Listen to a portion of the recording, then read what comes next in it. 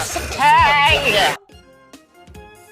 Good evening, morning, whatever time it is, where you are right now, where you're listening, and welcome to the show. This is Kooks, Cranks, and Iconoclasts, the podcast.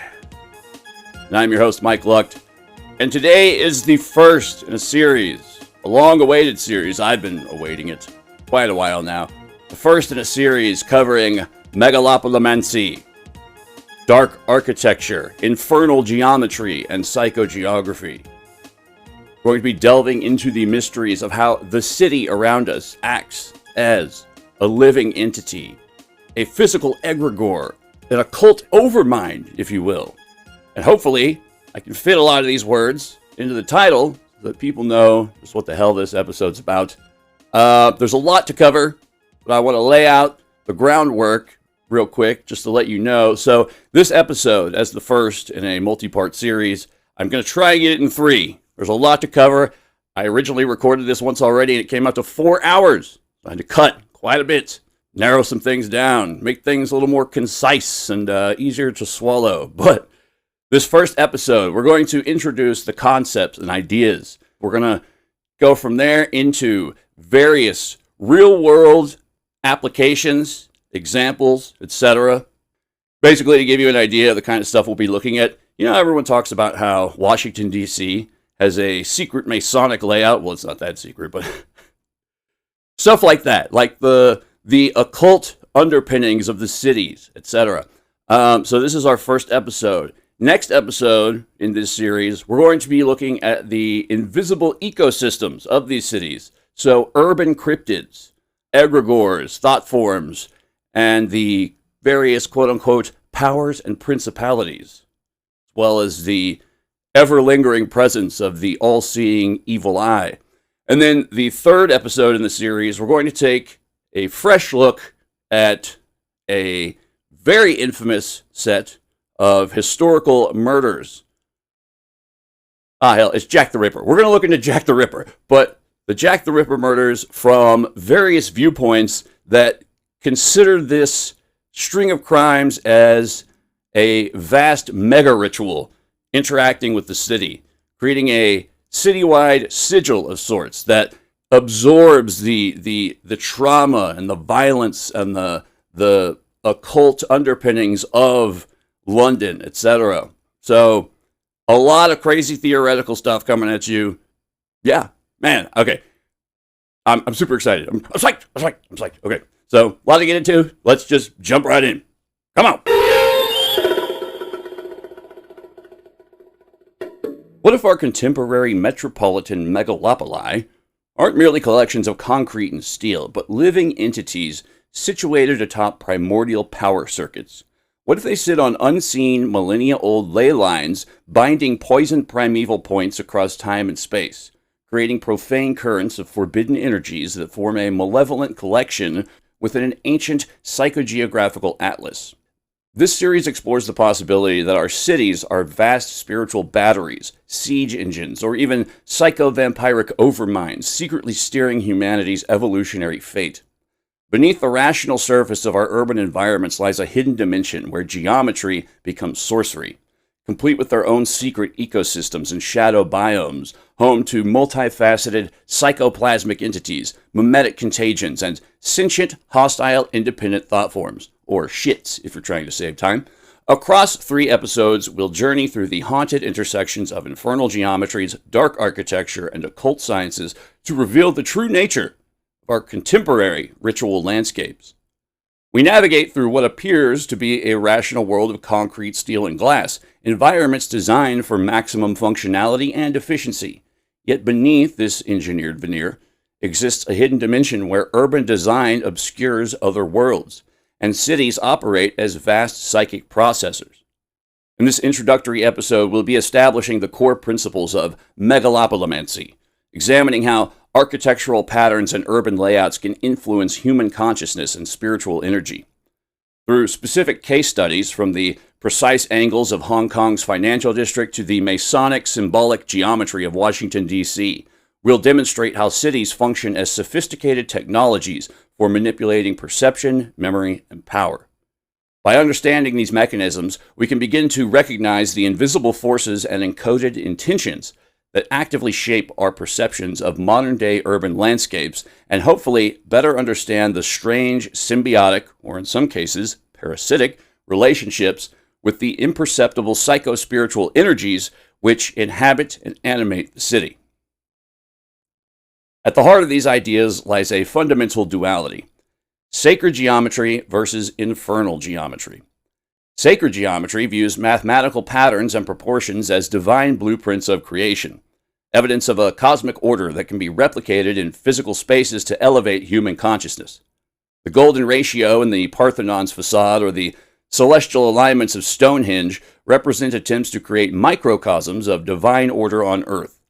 Practitioners believe that by studying and replicating these patterns, such as the flower of life or the Platonic solids, they can commune with the underlying laws of reality itself. Infernal geometry, by contrast, sees these same mathematical principles as tools of entrapment. It suggests that certain angles, materials, and spatial arrangements can create environments that are psychically hostile, designed to diminish the human spirit or serve non-human interests. Where sacred geometry seeks to harmonize humanity with higher realms, infernal geometry focuses on the wrongness of space, how architecture can function as sorcery in stone that anchors consciousness in a state of material imprisonment. This framework draws from Gnostic philosophy, which posits that the physical universe is a flawed construct built by a lesser deity known as the demiurge to keep divine sparks, or our souls, trapped within profane, gross matter. One particularly powerful example of how sacred geometry and sacred architecture can also be seen as a monument to the Gnostic concept of dark demiurgic forces is the structure known as the Hagia Sophia, aka the Temple of Saturn, or the Temple of Kronos, which stands as a profound architectural paradox, embodying the highest aspirations of sacred geometry while simultaneously serving as a potential map of existential entrapment. Its dual nature is rooted in its revolutionary design, which blends the terrestrial square with the celestial circle in a way that's invited both divine and Gnostic interpretations for nearly 15 centuries. As a masterpiece of sacred architecture, the Hagia Sophia is designed to be a microcosm of the divine order. Its architects weren't traditional builders, but a geometrist and a mathematician/physicist. They applied precise mathematical ratios to create a space that feels physically impossible. The building's core achievement is the placement of a massive circular dome atop a square base, called the Naos, N-A-O-S. In sacred geometry, the square represents the material earth, while the circle represents the infinite heavens. By joining them through the use of pendatives, or triangular segments of a sphere, the architects created a literal bridge between the human and the divine. The structure utilizes the golden ratio to achieve a sense of weightlessness. The windows at the base of the dome are positioned so that light floods the interior, making the massive dome appear to float, as if it's suspended by a golden chain from the heavens. The use of light is a form of optical geometry, intended to bypass the rational mind and induce a state of gnosis or direct spiritual experience. Conversely, through a Gnostic or infernal lens, the Hagia Sophia can be viewed as a temple of Kronos, or time, or as a monument to the demiurge, the blind craftsman who, in Gnostic belief, trapped the aforementioned sparks of divine light, our souls, within a flawed material cage. From this point of view, the building isn't a bridge to the divine, but instead a sophisticated prison cell designed to mimic the true reality so perfectly that the soul forgets its origins. While the dome represents the heavens, a Gnostic interpretation suggests that it actually represents the firmament, or the barrier between our world and the true transcendent pleroma, the highest realm of all existence. Thus, the suspended dome isn't an opening to God, but a closed lid that reflects our own light right back at us, creating a hall of mirrors which instead reinforces the illusion of our material world. The vast, overwhelming scale of the interior serves to diminish the human individual, reinforcing the demiurgic law of might and awe. If the city acts as a conduit for megalopolimancy, the Hagia Sophia is its crown jewel, a geometric battery capturing the psychic energy of millions of worshippers to sustain the stability of a false, time-bound reality, one controlled by Kronos, Saturn, or the demiurge. The name itself, Hagia Sophia, can be seen as a tragic irony. In Gnostic myth, Sophia is the fallen aeon whose error led to the creation of the material world. A temple dedicated to her is, therefore, a monument to the original error. Its beauty is considered to be a lure that binds the soul to the aesthetics of matter, preventing it from seeking the formless truth beyond the physical geometry of the building. Ultimately, whether the Hagia Sophia is a gateway to the divine or acts as a masterpiece of existential confinement depends on the observer's angle of perception. It remains a primary example of how infernal geometry and sacred architecture can be the exact same thing, differing only in whether the geometry is intended to liberate the spirit or anchor it more firmly into the black iron prison or black cube or illusory simulation that is the material world. Black cube, black iron prison, simulation, Maya, all of these things, hologram, pick your particular scenario for a false constrictive reality. Sacred architecture represents the practical application of these geometric principles to the design and construction of physical spaces. The core concept is to create a microcosm of the divine order on Earth, turning a building into a living machine for spiritual transformation, or a tuning fork for cosmic energies. These practices are found in nearly every ancient civilization, from the pyramids of Giza, which align with celestial bodies, to the Vastu Shastra of India and Feng Shui of China, both of which dictate that the orientation and layout of a structure must harmonize with the flow of surrounding natural forces. Practices often involve, quote-unquote, squaring the circle, a symbolic attempt to unite the earthly, or the square, with the divine, the circle, and using specific proportions to ensure that the building resonates with the mathematical harmony of the music of the spheres. A classic example is the Gothic cathedral, such as, Chartres or Notre Dame. These structures were built using classical geometries referred to as ad quadratum, or by the square, or ad triangulum, by the triangle, to ensure that every dimension was a multiple of a sacred ratio. The intention was to create an acoustic and visual environment that would elevate the soul of the worshiper through mathematical perfection. Beyond traditional religions, these practices also manifest in earth mysteries and the study of ley lines, where proponents argue that many ancient sacred sites are connected by a global geometric grid. This suggests that the placement of sacred architecture is rarely accidental, but is instead dictated by geometric understanding of the planet's surface. Whether it's the alignment of a megalithic stone circle with the summer solstice, or the intricate fractals found in Hindu temple shikaras, the goal remains the same: to anchor the transcendental truths of sacred geometry into the heavy, gross matter of the physical world. Infernal architecture represents the dark mirror of sacred design. Conceptual frameworks found in theory fiction, occult philosophy, and weird literature, which posit that certain mathematical and structural designs are intended to trap, diminish, or manipulate the human spirit. These concepts explore the idea that the built environment is never neutral, but is instead a tool of megalopolimancy, used to anchor consciousness into a state of material imprisonment or existential dread. The origins of these ideas are rooted in the intersection of Gnostic philosophy and various examples of weird fiction of the 20th century. Core practices most often associated with infernal architecture involve the deliberate use of liminality and repetition to disorient its inhabitants. Architects or planners engaging with this mindset might utilize hostile design, such as benches that can't be slept on or windowless clinical corridors to exert a subtle form of behavioral control. More esoteric practices involve occult mapping, where the placement of skyscrapers, government buildings, and transit lines is dictated by symbolic alignments. The goal is to create a locked environment where the architecture functions as a sigil, ensuring that inhabitants remain within a specific psychic frequency, which prevents transcendence or social rebellion.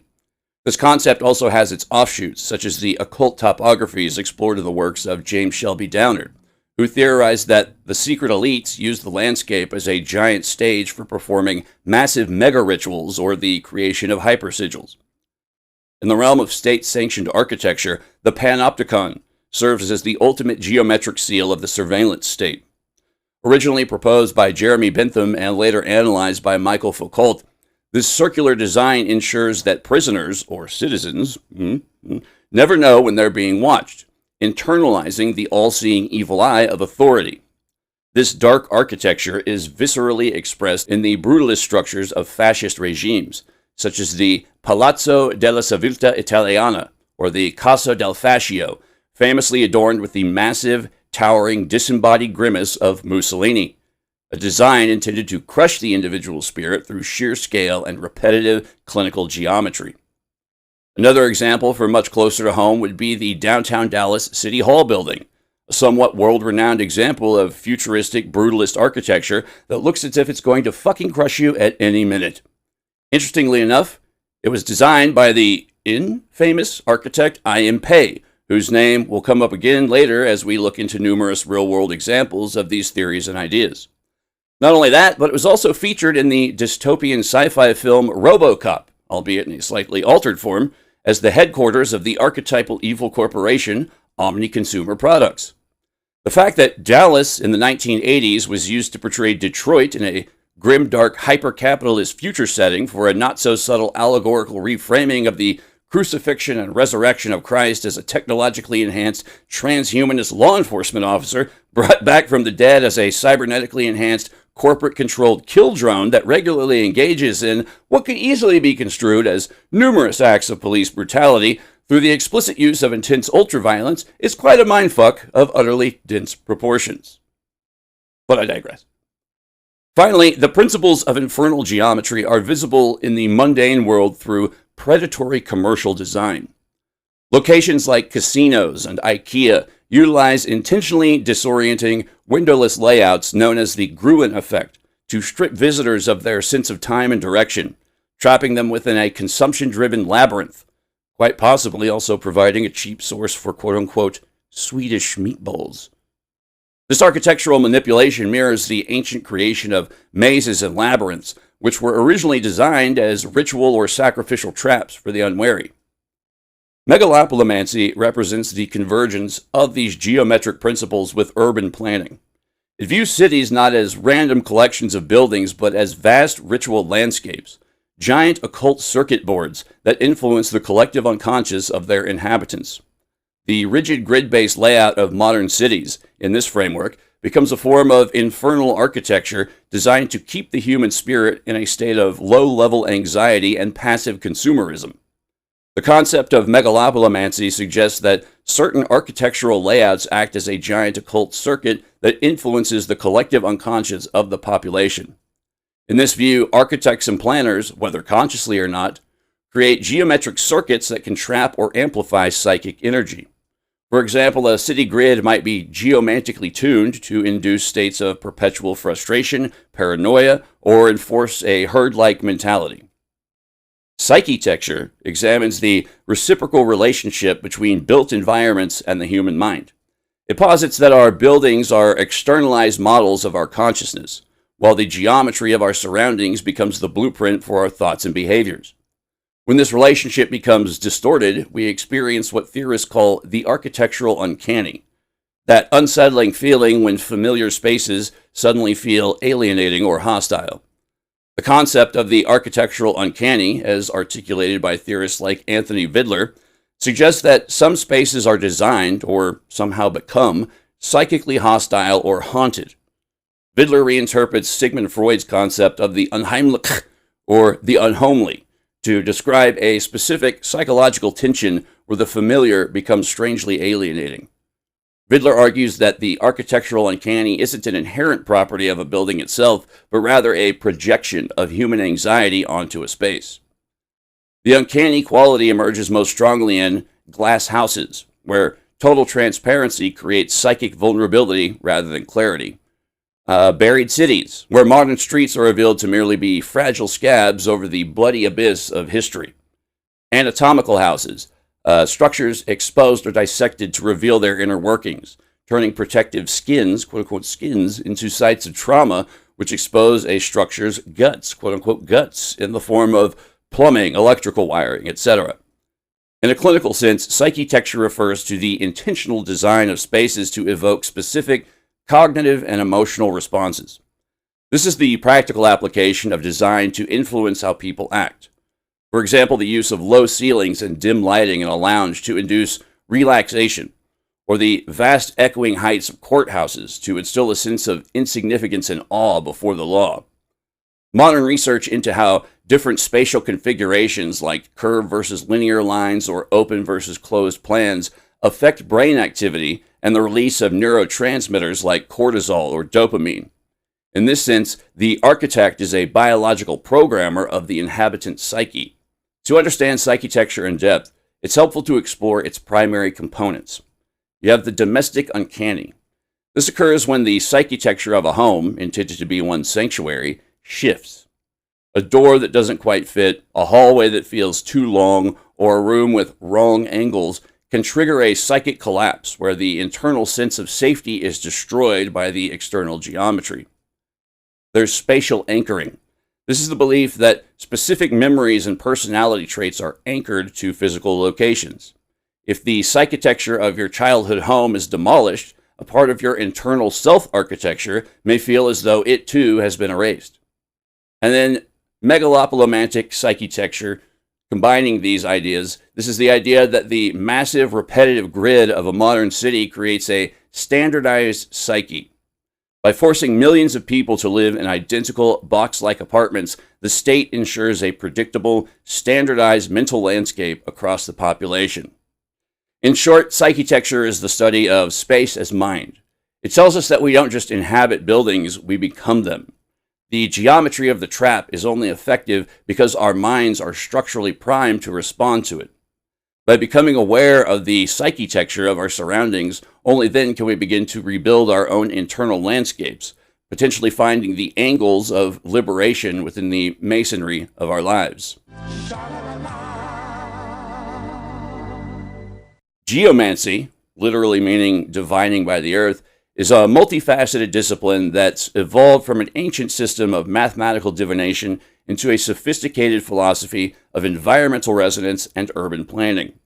It's the art of reading the physiognomy of the landscape to understand the hidden flows of energy and historical data that influence the human experience.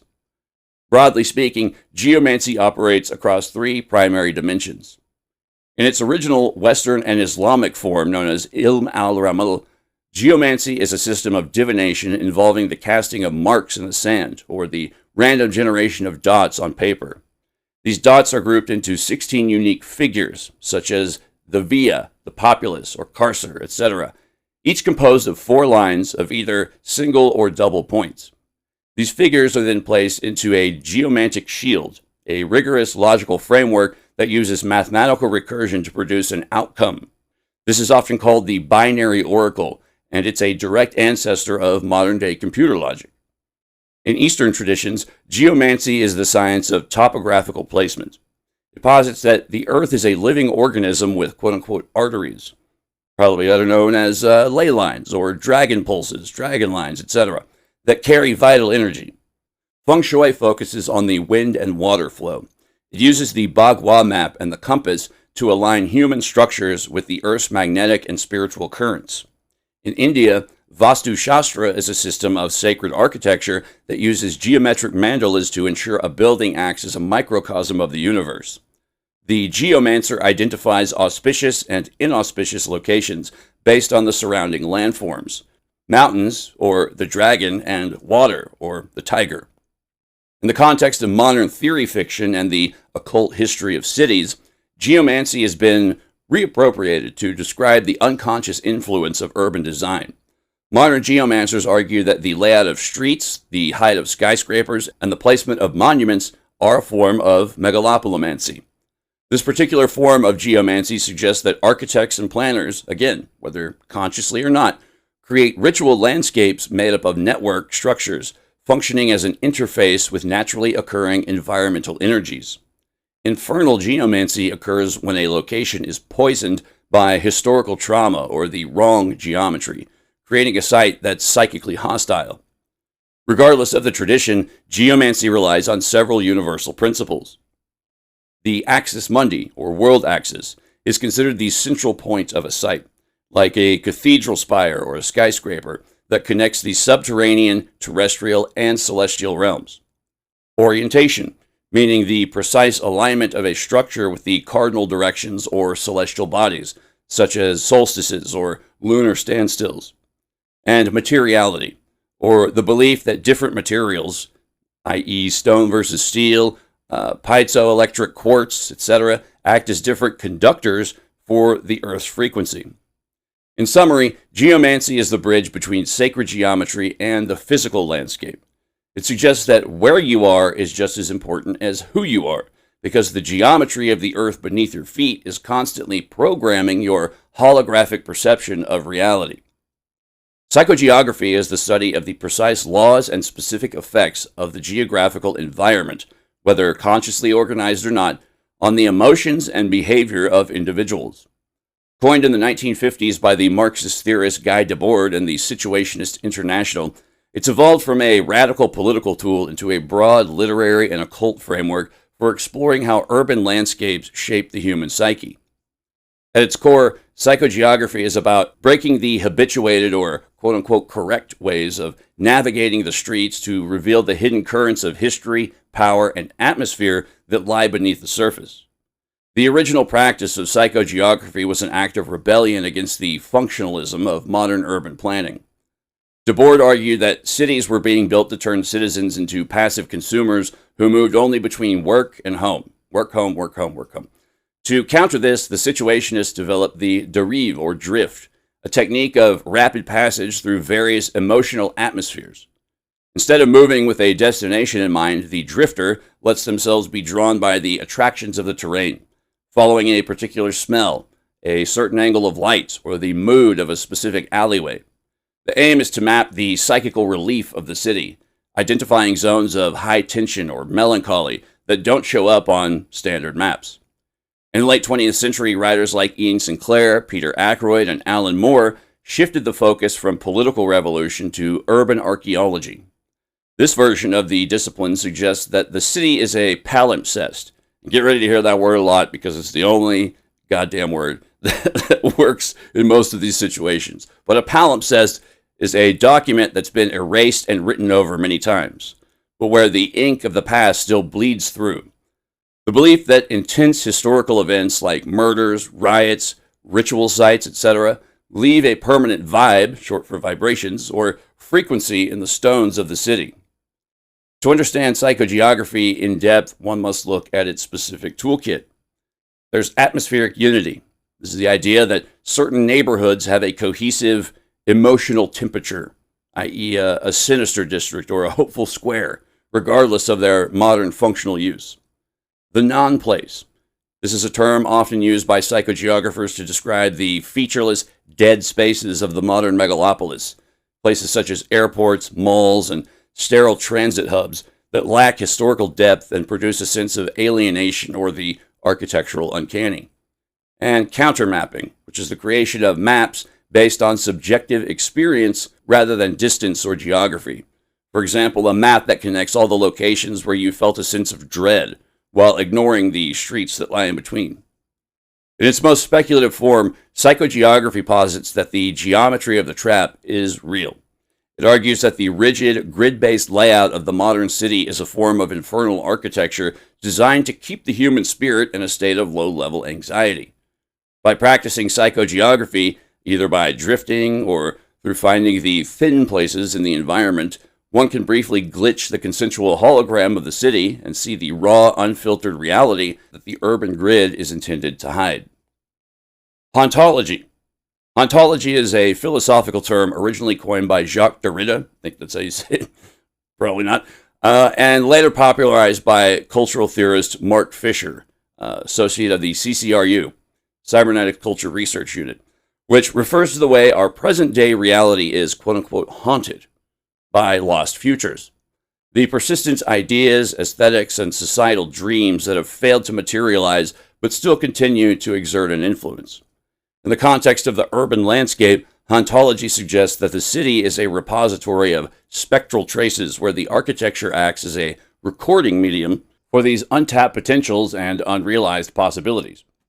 Unlike traditional hauntings, which focus on the spirits of the dead, urban hauntology focuses on the ghosts of what could have been, such as the decaying utopian visions of brutalist housing projects, or the abandoned infrastructures of some technological future that never arrived.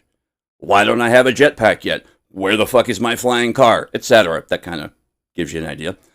One especially perplexing example, once again from my own proverbial backyard no less, was the unceremonious and indignant final fate of what was, during the mid-1990s, intended to be the site of a DFW area superconducting supercollider for advanced scientific research, which could have potentially reached breakthroughs into new clean energy resources.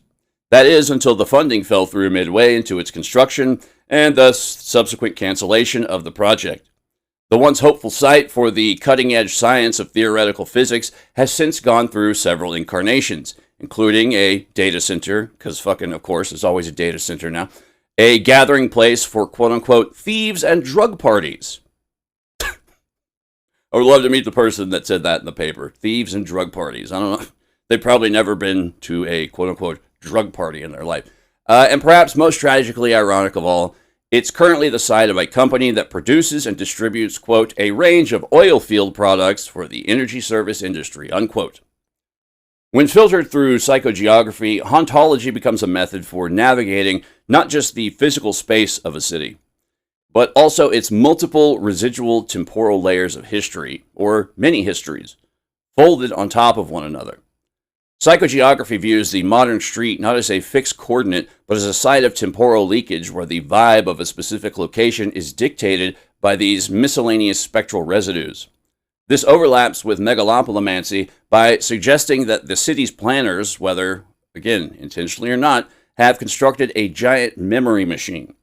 If certain urban configurations are designed around specific ideologies, like the rigid hierarchies of Victorian London or the clinical sprawl of the post-World War II suburbs boom, hauntology posits that the psychic energy of those eras remains trapped within the masonry. The quote-unquote haunting occurs when the physical geometry of the city forces its inhabitants to relive the emotional or social logic of some bygone era, effectively turning the urban grid into a ritualistic cycle of repetition. In the realm of infernal architecture and geometry, hauntology takes on a much more malevolent character.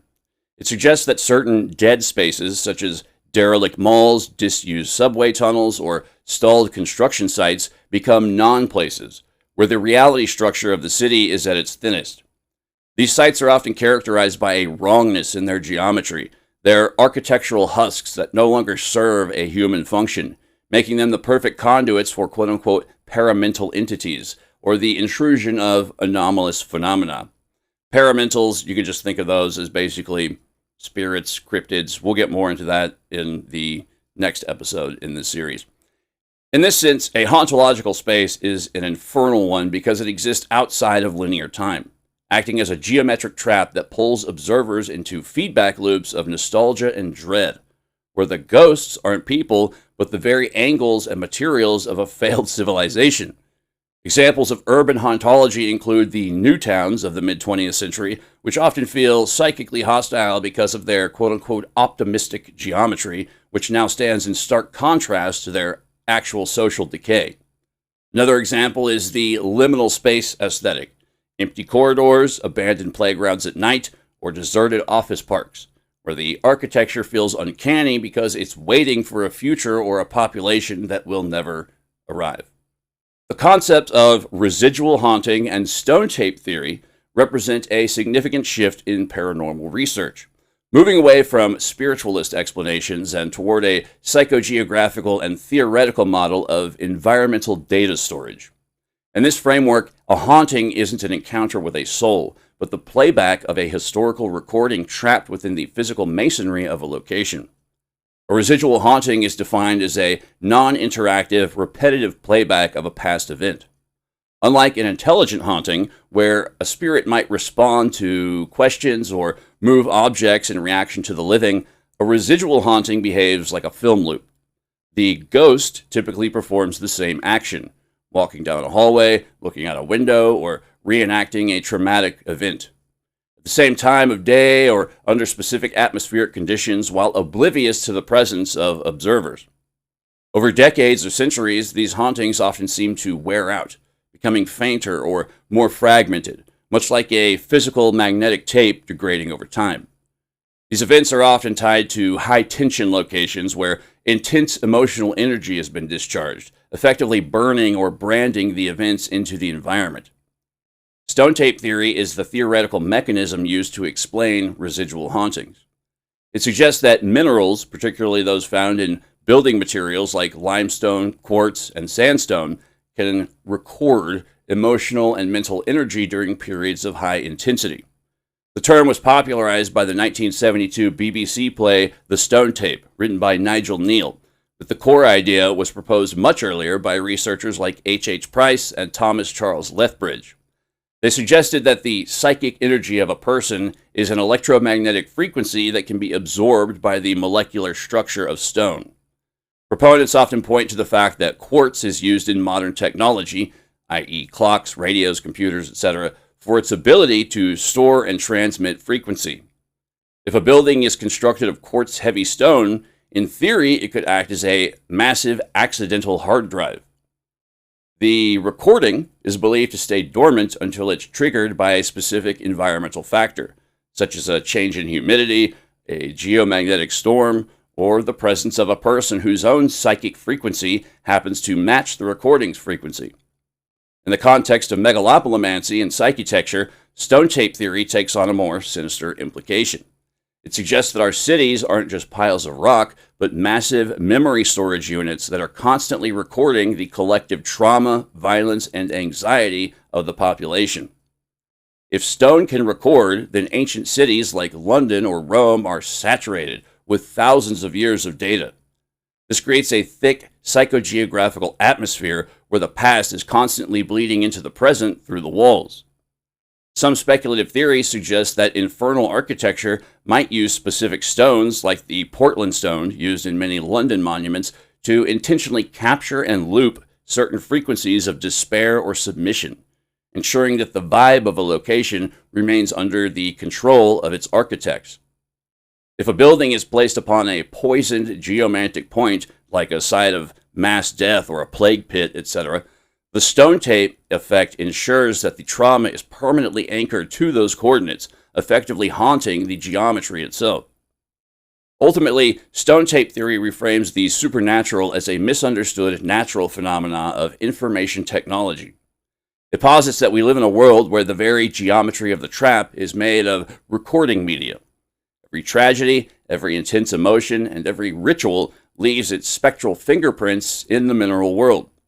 This turns the psychogeographer into the equivalent of a data recovery specialist, trying to read the invisible files stored within the architecture of the megalopolis before they trigger a strange loop in the observer's mind. In this particular context, a strange loop is a cognitive and psychological feedback spiral where the observer's mind and the haunting, the quote-unquote haunting, become inextricably entangled, which could potentially manifest detrimental effects, such as the collapse of subject and object, where the observer ceases to be a detached viewer. Instead, their own consciousness acts as the necessary hardware or playback mechanism required to read the stored data of the city space. By tuning into the local frequency, the human mind inadvertently feeds its own psychic energy back into the environment. This creates a self-reinforcing circuit where the human and the haunting endlessly generate one another. Essentially, this would be a symbiotic or psychoparasitically driven interaction that eventually escalates into something almost resembling possession, as the recorded event subsumes the identity of the observer. There's also temporal and narrative entrapment, where the geometry of the trap extends inward, ensnaring the investigator's perception of time. Felt this one a few times. Because the mineral architecture plays the same tragic invisible event on repeat, the human brain begins to match that looping cadence. Causality breaks down. The observer is no longer just investigating a past trauma, but actively reliving it, causing past and present to merge into an inescapable, repeating psychological prison. One could interpret this as a horrifying history quietly repeating itself through what may begin via vague sensations of déjà vu, inducing increasingly intensified emotions, only to eventually become some self-fulfilling prophecy. And then there's contagious obsession. in which the data recovery specialist becomes a victim of their own attempts at quote-unquote decryption, i.e., the deeper they dig into the architecture of the megalopolis to decode the spectral fingerprint, the more their own thoughts are rewritten by the data they find. The search for meaning becomes the very mechanism that's trapping them, forcing the mind to circle the exact same tragedy forever. Basically, the inside of their mind likely begins to resemble a stereotypical conspiracy theory vision board that never stops expanding and amalgamating everything else into its overarching dark narrative.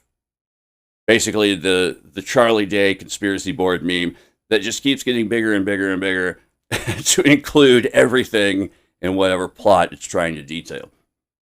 The concept of vile vortices is a cornerstone of alternative geomancy and planetary psychogeography, first proposed by the biologist and writer Ivan T. Sanderson in his 1972 article, The 12 Devil's Graveyards Around the World. Sanderson, a cryptozoologist and meticulous researcher of anomalous phenomena, utilized a precursor to holographic thinking to suggest that the Earth's surface isn't a uniform sphere, but is governed by a precise geometric grid of electromagnetic anomalies. He identified 12 specific geographic areas where standard physics seem to break down, manifesting as radio interference, magnetic compass deviations, and/or the disappearances of planes, ships, and people. These 12 sites are distributed with mathematical symmetry, 2 at the poles and 10 arranged in 2 staggered rows of 5, spaced exactly 72 degrees apart along the tropics. At the heart of the vile vortices theory is the idea of planetary geometry as a form of infernal or sacred architecture at a global scale. The most famous of these vortices is the Bermuda Triangle, but its geometric counterpart, the Dragon's Triangle or the Devil's Sea off the coast of Japan, exhibits identical high strangeness. Sanderson posited that these areas are nexuses, spatial coordinates where the Earth's magnetic field is stretched thin, allowing for the intrusion of quote-unquote other dimensions, or the forces of high strangeness. In the context of megalopolimancy, these vortices represent the Earth's natural pressure valves, or power points, which ancient civilizations supposedly understood and marked with megalithic structures to either harness or stabilize the volatile energies. The examination of these sites often intersects with the Earth grid theory, also known as the global grid or planetary grid, popularized by researchers like Christopher Bird and the Soviet trio of Goncharov, Morozov, and Makarov. They suggested that the Earth's structure follows the geometry of the Platonic solids, specifically the icosahedron and dodecahedron. From a psychetecture perspective, living near or traveling through a vile vortice is thought to induce a profound disorientation of the self, as the human bioelectric field attempts to synchronize with the wrong or infernal frequency of the vortex. This mirrors the architectural uncanny on a planetary level. The familiar geography of the ocean or desert becomes hostile, and the geometric logic of the world begins to loop or fold. In terms of stone tape theory and residual hauntings, the vile vortices are often described as memory traps. Because of the intense electromagnetic activity associated with these coordinates, many theorists believe they record the trauma of the countless disappearances and disasters that have occurred within their boundaries. This creates a saturated psychogeographical environment where the past is perpetually enfolded into the present. Pilots and sailors frequently report electronic fog and time slips, which can be interpreted through Michael Talbot's holographic universe model as the observer's consciousness momentarily shifting into the higher implicate order, where linear time and distance are superseded by a non-local geometric connectivity. Finally, the vile vortices serve as a primary example of dark geomancy. While traditional geomancy seeks to align human life with the ley lines or dragon pulses of the Earth for prosperity, the study of the vortices focuses on the poisoned ley lines of the planet. These are locations of immense historical violence, mystery, and trauma that seem to act as the Earth's shadow side. Whether they're natural tectonic stress points, or, as more fringe theorists suggest, the remnants of ancient infernal planetary machines, the vile vortices remind us that the world is built upon a hidden geometric skeleton. They suggest that the geometry of the trap isn't just found in our cities and our buildings, but is a fundamental characteristic of the natural planetary architecture itself.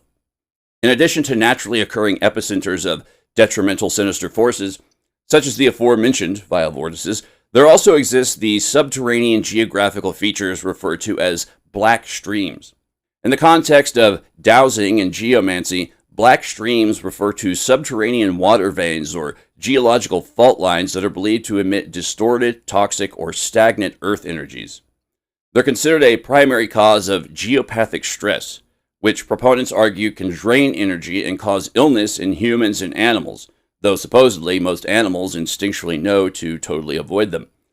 The concept comes from European geomancy and traditional dowsing techniques. Practitioners contrast them to white streams, which represent fresh, flowing, and harmonious underground water.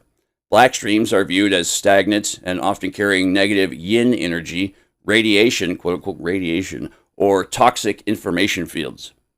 While black streams are subterranean and vertical, ley lines are traditionally defined as straight overground alignments of ancient monuments, natural features, and trackways. Dowsers view ley lines as pathways of positive or yang spiritual energy. By contrast, underground black streams function as their negatively charged subterranean counterparts. Where harmful black streams cross path with ley lines, dowsers claim a highly volatile energy zone is created. Ancient civilizations are believed to have deliberately mapped these lines and built monuments at these specific convergence points to interact with or ground the earth energies, essentially making ancient monoliths and obelisks into the ritualistic pins inserted into these specific geomantic locations via a macrocosmic application of global acupuncture, essentially. Believers in geopathic stress argue that the negative energy emitted by a black stream can move vertically upward through homes and physical structures. Practitioners claim that you can detect their path in a local environment through specific symptoms, including unexplained dampness, cracking in walls, or frequent electrical breakdowns within homes, depressed areas of vegetation, cankered or strangely twisted trees, and moss or fungi growing along specific invisible paths in a garden. These also manifest in people via persistent fatigue, sleep disruptions, or recurring illnesses for people sleeping in beds or working in offices set directly above a subterranean black stream. While these concepts hold a significant place in the earth mysteries and feng shui communities, both dowsing and ley lines are classified as pseudoscience, with scientific consensus attributing dowsing reactions to the ideomotor effect, much the same as the Ouija board. However, in a megalopolimantic and geomantic context, it may go some length to explaining the way that some locations may inherently contain an innate high strangeness or spaces exhibiting potentially detrimental effects on any inhabitants above the surface. Next is the concept of builder's rites. The concept of builder's rites refers to a complex system of ritualized behaviors, symbolic initiations, and sacred protocols performed by artisans and laborers during the construction of significant structures. These rites serve a dual purpose. They're intended to pacify the terrestrial spirits disrupted by the act of building and to seal the structure's metaphysical integrity. From a psychogeographical perspective, builders' rites represent the formal moment where raw materials are transformed into psychetecture. These rituals ensure that the geometry of the trap is properly tuned to the intended frequency, whether that be a sanctuary of divine light or a fortress of state power. Historically, these rites are categorized into three distinct phases that mirror the life cycle of the building itself. The first is the foundation rite, often involving the laying of a cornerstone or a time capsule. In ancient and medieval contexts, this was the moment of, quote-unquote, blood debt, where coins, wine, or animal remains were deposited to pay the earth for the intrusion. We'll take a look at the natural progression of this idea in just a moment. The second phase involves topping out, a ceremony occurring when the highest point of the structure is reached. This often involves placing a tree, a flag, a statue, or a branch on the summit, a symbolic axis mundi that bridges the terrestrial construction with the celestial realm.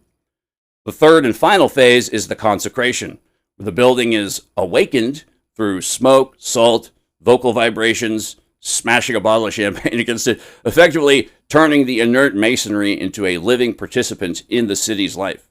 The idea that these builders' rites acted as a form of proto-Freemasonry has significant historical and symbolic merit. Before Freemasonry became a speculative philosophical society in the 18th century, it existed as operative stonemasonry. These medieval guilds were closed systems of knowledge that used the physical architecture of cathedrals as a mnemonic device for moral and technical instruction. The rites performed at a construction site weren't merely superstitious, they were educational degrees where a mason learned how to square his stone, a literal act of masonry that served as a metaphor for the architectural self. So in this sense, the construction site was a massive open-air laboratory for megalopolimancy, where the artisans were initiated into the secrets of how geometry can influence the human spirit. These proto-Masonic rites established the sacred nature of the surface-level reality by extolling the material world in the urban landscape. By using specialized tools like the square, the level, and the plumb rule, the operative masons were effectively programming the city's grid. The rituals ensured that the secrets of sacred geometry remained within the guild, creating a priestly class of architects who understood how to manipulate the implicate order or higher frequencies of the universe through stone.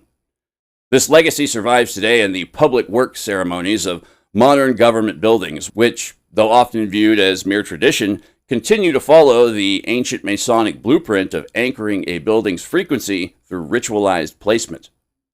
Furthermore, these rites relate to stone tape theory by suggesting that the intention of the builder is just as important as the stone itself. A building constructed with sinister rites or under the influence of an infernal architecture guild would theoretically record those darker or heavier vibrations from its inception. The ritual act charges the minerals of the foundation, ensuring that the structure remains a battery for otherworldly energies, and or acts as some sort of psycho-spiritual engine which reinforces the status and power of its creators. Ultimately, builders' rites remind us that every skyscraper and monument in our modern megalopolis is a product of an ancient ritualized technology, a form of geomancy that seeks to bind the spirit of the human to the geometry of the stone. Now let's talk human sacrifices a little bit. The concept of hitobashira, which literally translates from Japanese as human pillar, represents the most visceral and literal intersection of sacred architecture, geomancy, and ritual sacrifice. It refers to an ancient Japanese practice where human beings were buried alive beneath or within large-scale construction projects, such as bridges, dams, castles, and tunnels, to appease restless river deities or terrestrial spirits. The underlying belief was that the structural integrity of a massive structure couldn't be maintained by engineering alone. Instead, a quote-unquote foundation of soul was required to stabilize the geometry of the trap and prevent the natural elements from reclaiming the site.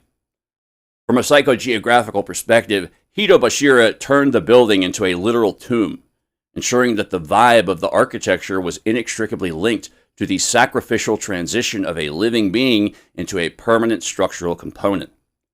When viewed from the context of stone tape theory, Hitobashira creates the ultimate residual haunting. If, as theorists suggest, minerals can record the emotional intensity of a person at the moment of their death, then a human pillar functions as a 24/7 broadcast signal of trauma embedded directly into the masonry. One of the most famous examples is the Matsue Castle in Shimane Prefecture. Legend states that the castle's central stone wall repeatedly collapsed during construction until a young woman, renowned for her dancing, was kidnapped and buried alive beneath the stones. This act of infernal architecture was said to have stabilized the wall, but it also cursed the location. For centuries, local folklore claimed that any woman dancing near the castle would cause the entire structure to shake, as if the stone tape of the original victim were reacting to the resonance of her former life. The geomancy of Hitobashira is rooted in the idea of a blood debt to the earth. Whenever an architect sought to disrupt the natural flow of a landscape by damming a river or piercing a mountain, they were effectively performing an act of spatial violence. The sacrifice of a Hitobashira was seen as a way to harmonize this violence, offering a human life as a surrogate for the Earth's disrupted energy. This mirrors the concept of megalopolimancy, where the city is viewed as a living machine fueled by the psychic energy of its inhabitants. By anchoring a site with a human pillar, the architects were creating a permanent axis mundi made of bone and spirit, ensuring that the building would remain favored by the darker primordial chthonic forces of the location. Cross-cultural parallels to Hitobashira are found across the globe, suggesting that this sacred infernal approach to construction is a universal human archetype. In Eastern Europe, the legend of the walled-up wife appears in the folklore of the Balkans, most notably in the construction of the Bridge of Arta or the Monastery of Curtea de Arges. In these narratives, the structure would crumble every night until the master builder sacrificed his own wife by trapping her within the walls. Similarly, in ancient China, the Great Wall is often referred to as the longest cemetery on Earth, due to the belief that the bodies of deceased laborers were pressed into the foundations to serve as spiritual guardians. In Western occultism, there are persistent legends of foundation sacrifices, involving animals or, in darker whispers, children, being buried under the cornerstones of cathedrals and bridges to satisfy the genius loci, or local spirit of the place. Modern interpretations of these practices link them directly to Psychetecture and the haunted nature of modern infrastructure. While we allegedly no longer officially practice human sacrifice in construction, the high number of accidental deaths during the building of modern megaprojects, such as the Hoover Dam or the Qatar World Cup stadiums, is viewed by modern psychogeographers as a form of unintentional Hitobashira. These sites become places of immense historical violence and trauma where the blood of the workers is enfolded into the concrete. This creates a hostile urban environment where the modern traveler unconsciously senses the spectral fingerprint of the lives lost to satisfy the megalopolis's demand for expansion. If one were to expand this theory to a citywide scale, then it plays into something that's been referred to as the blood circuit theory, which suggests that prisons, hospitals, occasionally insane asylums, and other sites of suffering are strategically, geomantically placed to feed certain specific centers of dark power. This theory posits that the placement of these institutions of suffering isn't accidental, but follows a hidden geometric pattern designed to channel the negative psychic energy generated within them to specific power nodes throughout the city, effectively creating a vampiric system where the suffering of the many fuels the power of the few. These concepts collectively suggest that we don't merely inhabit buildings, we become them. The geometry of our surroundings programs our holographic perception of reality, whether liberating our spirit or anchoring it more firmly within the black cube, or what Gnostics call the black iron prison of material existence. By becoming aware of these hidden architectural forces, we can begin to understand how our environments shape us, and potentially find the angles of liberation, once again, within the masonry of our lives. And now is the long-awaited moment where we get into the real-life examples and applications of these processes, concepts, etc. The really cool, fun shit, basically. So, here we go. The following case studies examine specific urban environments where architectural design, historical trauma, and esoteric theory converge to create what practitioners term charged spaces. Locations where the built environment functions as an active agent in shaping human consciousness, historical trajectory, and potentially as a strange attractor for anomalous phenomena of all kinds. These examples move beyond speculative fiction into documented historical record, architectural criticism, and anthropological observation, demonstrating how the principles of infernal geometry, psychogeography, and geomancy, altogether considered as megalopolimancy, manifests in verifiable ways within the contemporary urban landscape. Each case represents a distinct modality of urban occultism. For example, the application of occult geometries, the enclosure of trauma, the institutionalization of the esoteric, the persistence of the ancestral, the engineering of the sacred, the weaponization of the holy, and the cartographic encoding of empire, just to name a few. But together, they form a compendium of how the megalopolis functions not merely as a container for human activity, but as a sophisticated technology for manipulating the subtle currents of power, memory, and belief. Now, my first one was going to be the Bank of China Tower in Hong Kong. This was built by architect I.M. Pei. The whole geomantic and megalopolimantic context was hostile feng shui and the feng shui wars of the 90s in Hong Kong. I've talked about this in previous episodes. I'm just going to try and give this one a quick once-over. So it basically builds the bridge into all the other stuff we'll talk about. I covered this in the Occult Crime Atlas installment on China, Taiwan, and Hong Kong.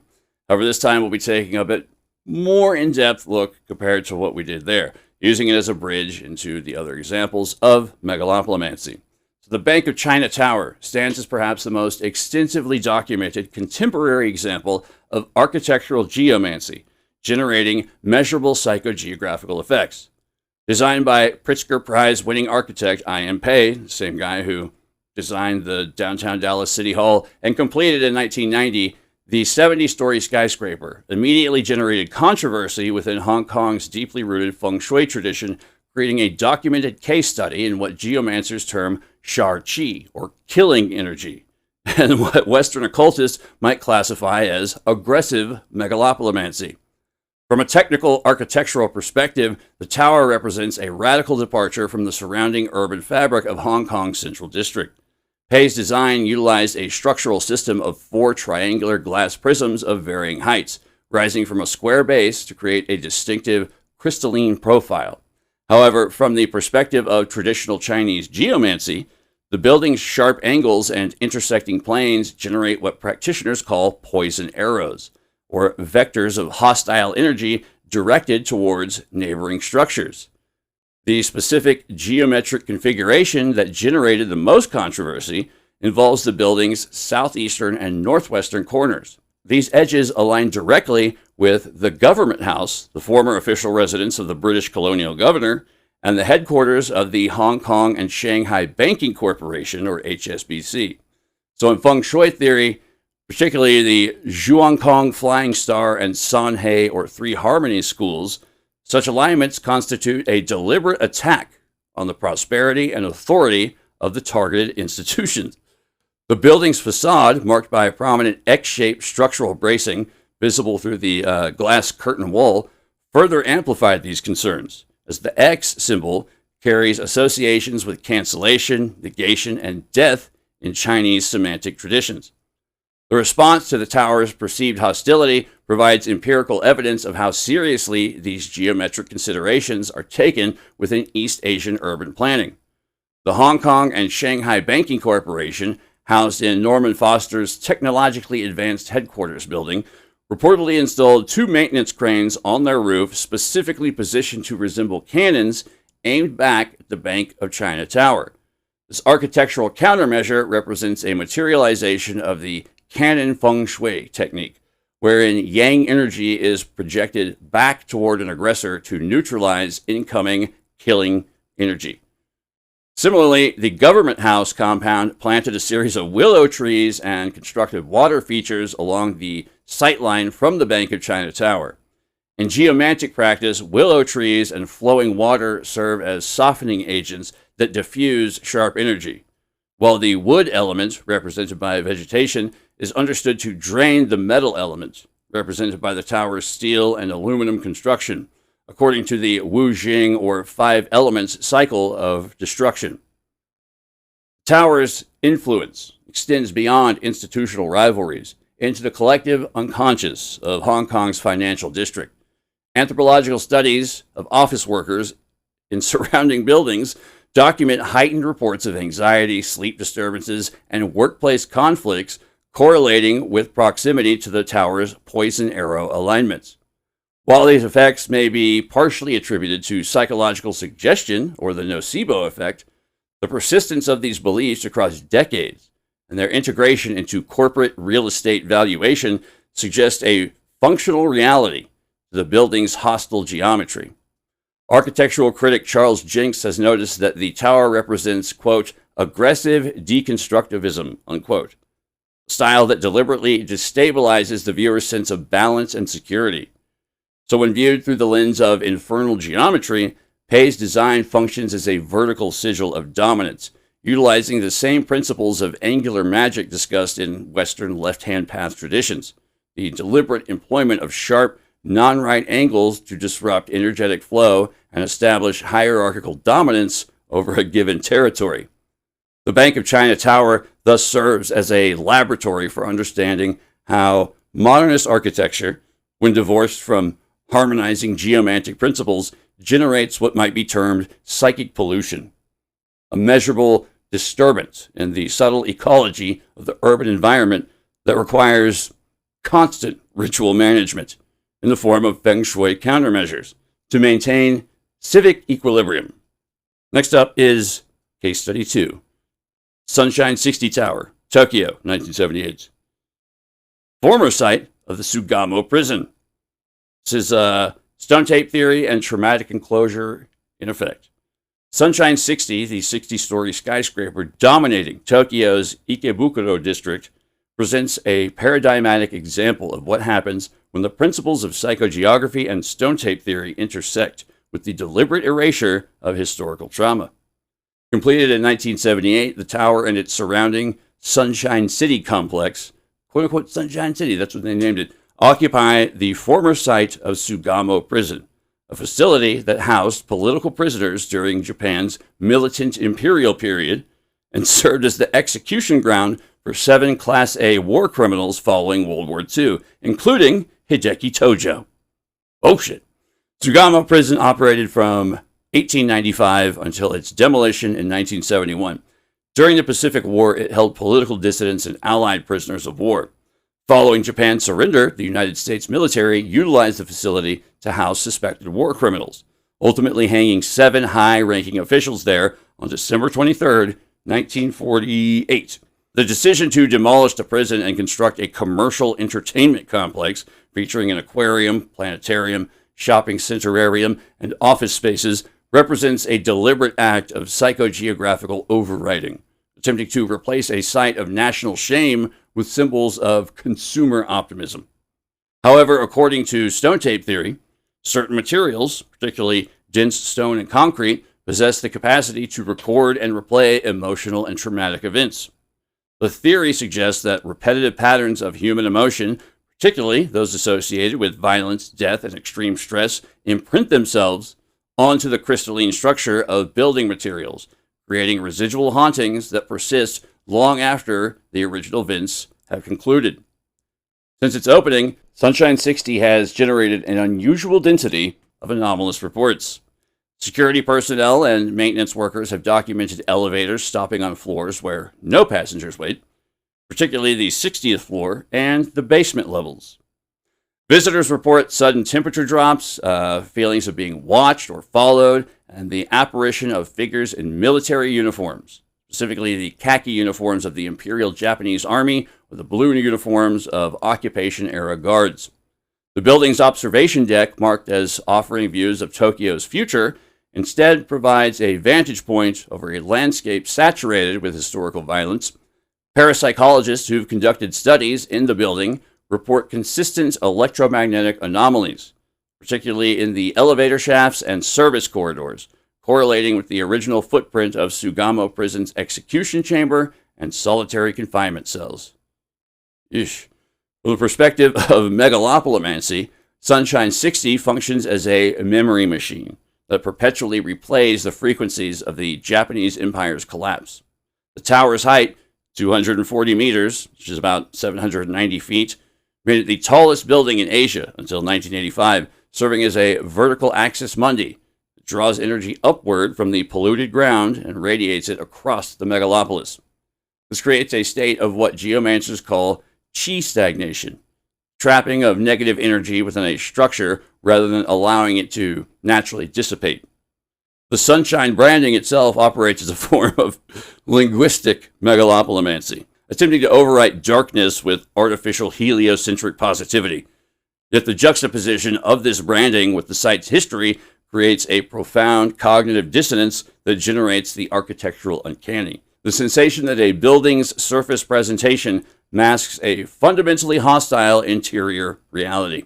Japanese spiritual practitioners have noted that Ikebukuro has historically been viewed as a gateway or liminal district in Tokyo's spiritual topography, making it particularly susceptible to the hitchhiker effect, the attachment of spiritual residue to visitors who then transport these energies throughout the city. Sunshine 60 thus serves not merely as a commercial center, but as a distribution hub for the unresolved historical trauma of World War II's Pacific Theater, ensuring that the vibrations of Sugamo Prison remain enfolded into the daily life of the world's largest metropolitan area. Next up, a lot of you probably know this one. Case Study 3, Denver International Airport, 1995. Located at the Denver Basin in Colorado, its theoretical framework falls on institutional esotericism and subterranean psychology. The Denver International Airport, also known as DEN or DEN, I'm just going to call it DEN, I guess, represents the most extensively theorized example of institutionalized occult architecture in North America. Situated on a 53 square mile site, making it the largest commercial airport in the United States by land area, DEN's extreme isolation from Denver's city center, combined with its massive scale and bizarre artistic program, has generated decades of speculation regarding its function as a ritual landscape or window area for non-ordinary phenomena. The airport sits atop the Denver Basin, a geological formation characterized by significant fault lines and high concentrations of quartz and granite. From the perspective of telluric geomancy, and for those who don't know, telluric energy is just like the planet Earth's natural electromagnetic field. Such locations naturally amplify electromagnetic fields and may facilitate altered states of consciousness. The area's indigenous history includes the Arapaho and Cheyenne peoples who consider the High Plains a liminal zone between the earthly and spirit worlds. The airport's most immediate visible anomalous feature is the Blue Mustang, probably better known as Blucifer, a 32-foot-tall sculpture of a blue Mustang with glowing red eyes created by artist Luis Jimenez. The sculpture literally killed its creator when a portion of the statue fell on him during construction, imbuing the work with a little bit of that old blood magic, that old blood sacrifice magic that resonates with traditional requirements for the consecration of guardian statues in various magical traditions. Inside the Jeppesen Terminal, a series of murals by artist Leo Tanguma have generated extensive occult analysis.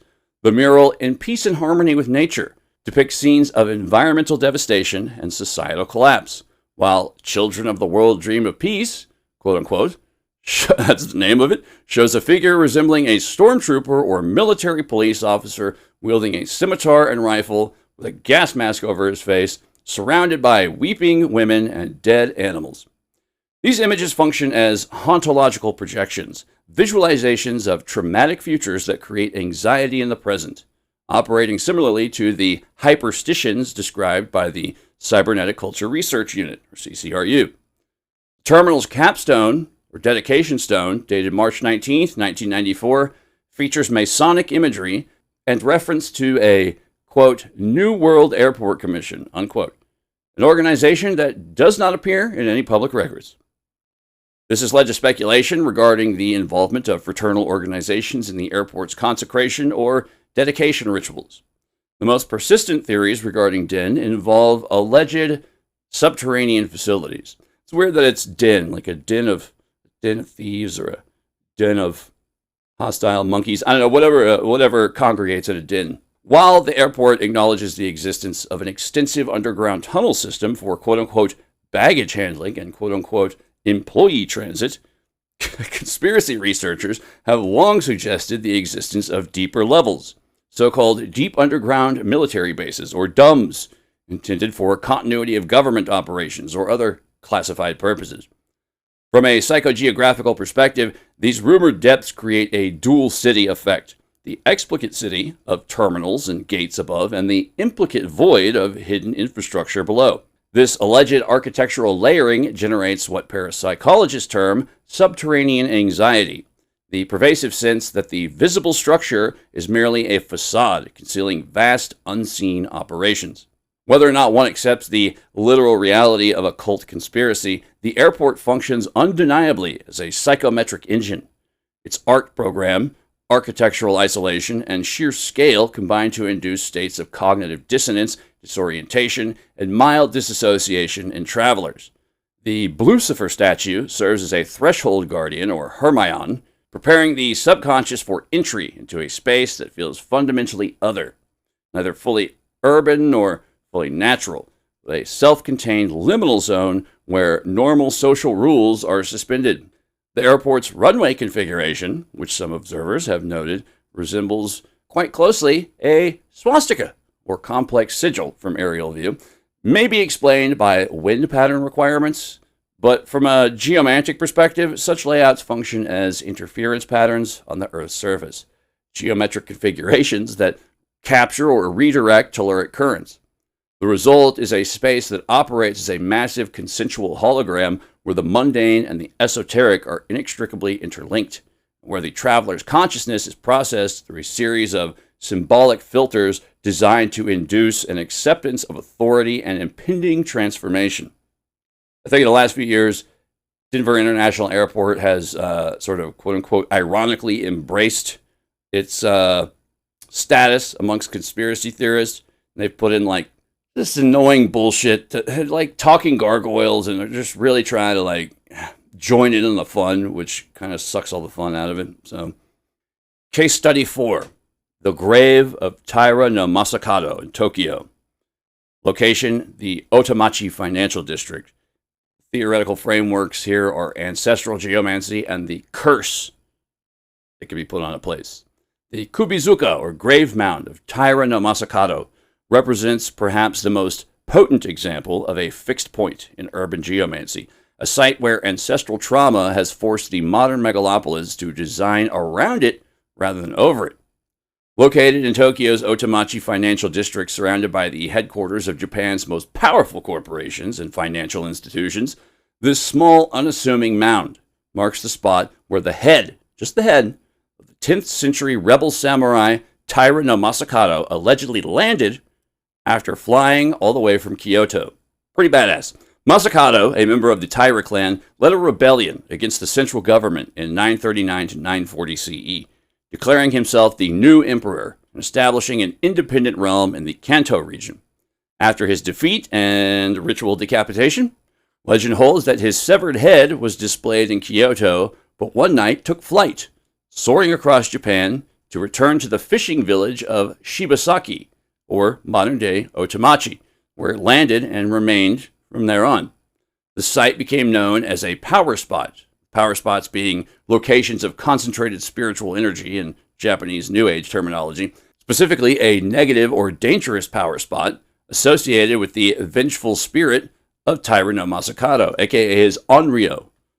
The grave's influence on modern Tokyo is documented through a series of incidents that occurred when attempts were made to disturb the site. Following the 1923 Great Kanto earthquake, the Ministry of Finance attempted to construct temporary offices over the grave to facilitate reconstruction efforts. During construction, several high-ranking officials died suddenly of mysterious illnesses or accidents. The building was subsequently demolished and the grave restored to its original condition. In 1940, during excavation work for the Ministry of Finance's permanent headquarters, workers uncovered the grave marker. Shortly thereafter, the Minister of Finance died, followed by other officials involved in the excavation. The grave was immediately restored, and since that time, corporate and government entities surrounding the site have maintained careful protocols regarding the mound. Office buildings in the immediate vicinity are constructed with their main entrances oriented away from the grave, and it remains common practice for employees to ensure they don't sit with their backs towards the site. From the perspective of Onmyodo, the Japanese esoteric cosmology that was once a official government branch of sorcery, Masakado's grave functions as a kimon or demon gate anchor, a fixed point that stabilizes the city's spiritual grid by containing a chaotic, vengeful energy. The Tokugawa shogunate, when establishing Edo, or what would eventually become Tokyo, as their capital, deliberately incorporated the grave into their defensive geomancy, positioning it as a guardian that both protected and threatened the seat of power. The grave's location, northeast of the Imperial Palace, formerly Edo Castle, aligns with the Kimon direction, the most vulnerable point in traditional Japanese castle design. In the context of the holographic universe theory, the grave represents a standing wave of historical trauma, a point where the implicate order of the past remains so densely enfolded that it continuously intrudes upon the explicate order of the present. The stone tape of Masakato's rebellion and execution plays on a loop, affecting the financial decisions made in surrounding buildings and contributing to the high-pressure, high-mortality work culture of Japanese finance. The karoshi phenomenon, in which salarymen and women literally work themselves to death. The grave demonstrates that the most powerful structures in a megalopolis are often those that were never meant to be built in the first place. It functions as a geomantic landmine in the holographic grid, ensuring that the spirit of rebellion remains enfolded within the foundation of state authority. The persistence of corporate and government fear regarding this site, evidenced by continued maintenance of the grave and specific architectural orientations, suggests that even in hypermodern Tokyo, ancient geomantic principles continue to dictate the layout of power. The Kubizuka serves as evidence that the geometry of the trap extends beyond physical architecture into the realm of ancestral obligation. The modern skyscrapers of Otemachi exist in a state of permanent negotiation with a 1,000-year-old egregore, demonstrating that the megalopolis must ultimately accommodate the dead as much as the living. While we're still in Japan, case study 5, Heian-kyo, aka Kyoto, founded in 794 CE.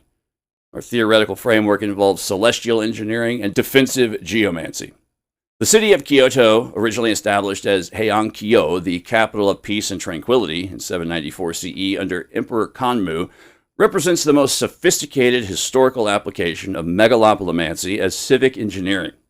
Unlike modern cities that develop organically or according to economic imperatives, Kyoto was deliberately designed as a geomantic fortress based on the principles of Onmyodo and Chinese Tang Dynasty city planning, specifically the grid layout of Chang'an, or modern Xi'an. Kyoto's design follows the Shijo Saso, or Four Gods model of topographical geomancy, derived from Chinese feng shui. This system requires specific geographical features to stabilize a city's energy. North is the Black Tortoise. Kyoto is protected by the Higashiyama mountain range, providing a back to the city and preventing the escape of positive chi. East is the Azure Dragon. The Kamo River flows from the northeast, bringing nourishing energy into the city. South is the Vermilion Bird. The Yodo River and the wide plains of Osaka provide a front or vista for the city, and west is the White Tiger. The Katsura River and the Arashiyama district form the protective White Tiger position. This arrangement creates what geomancers term a complete or perfect environment, where the city is contained within a naturally occurring mandala of protection. The most critical aspect of Kyoto's defensive architecture is the management of the Kimon, or Demon Gate, located in the northeast direction.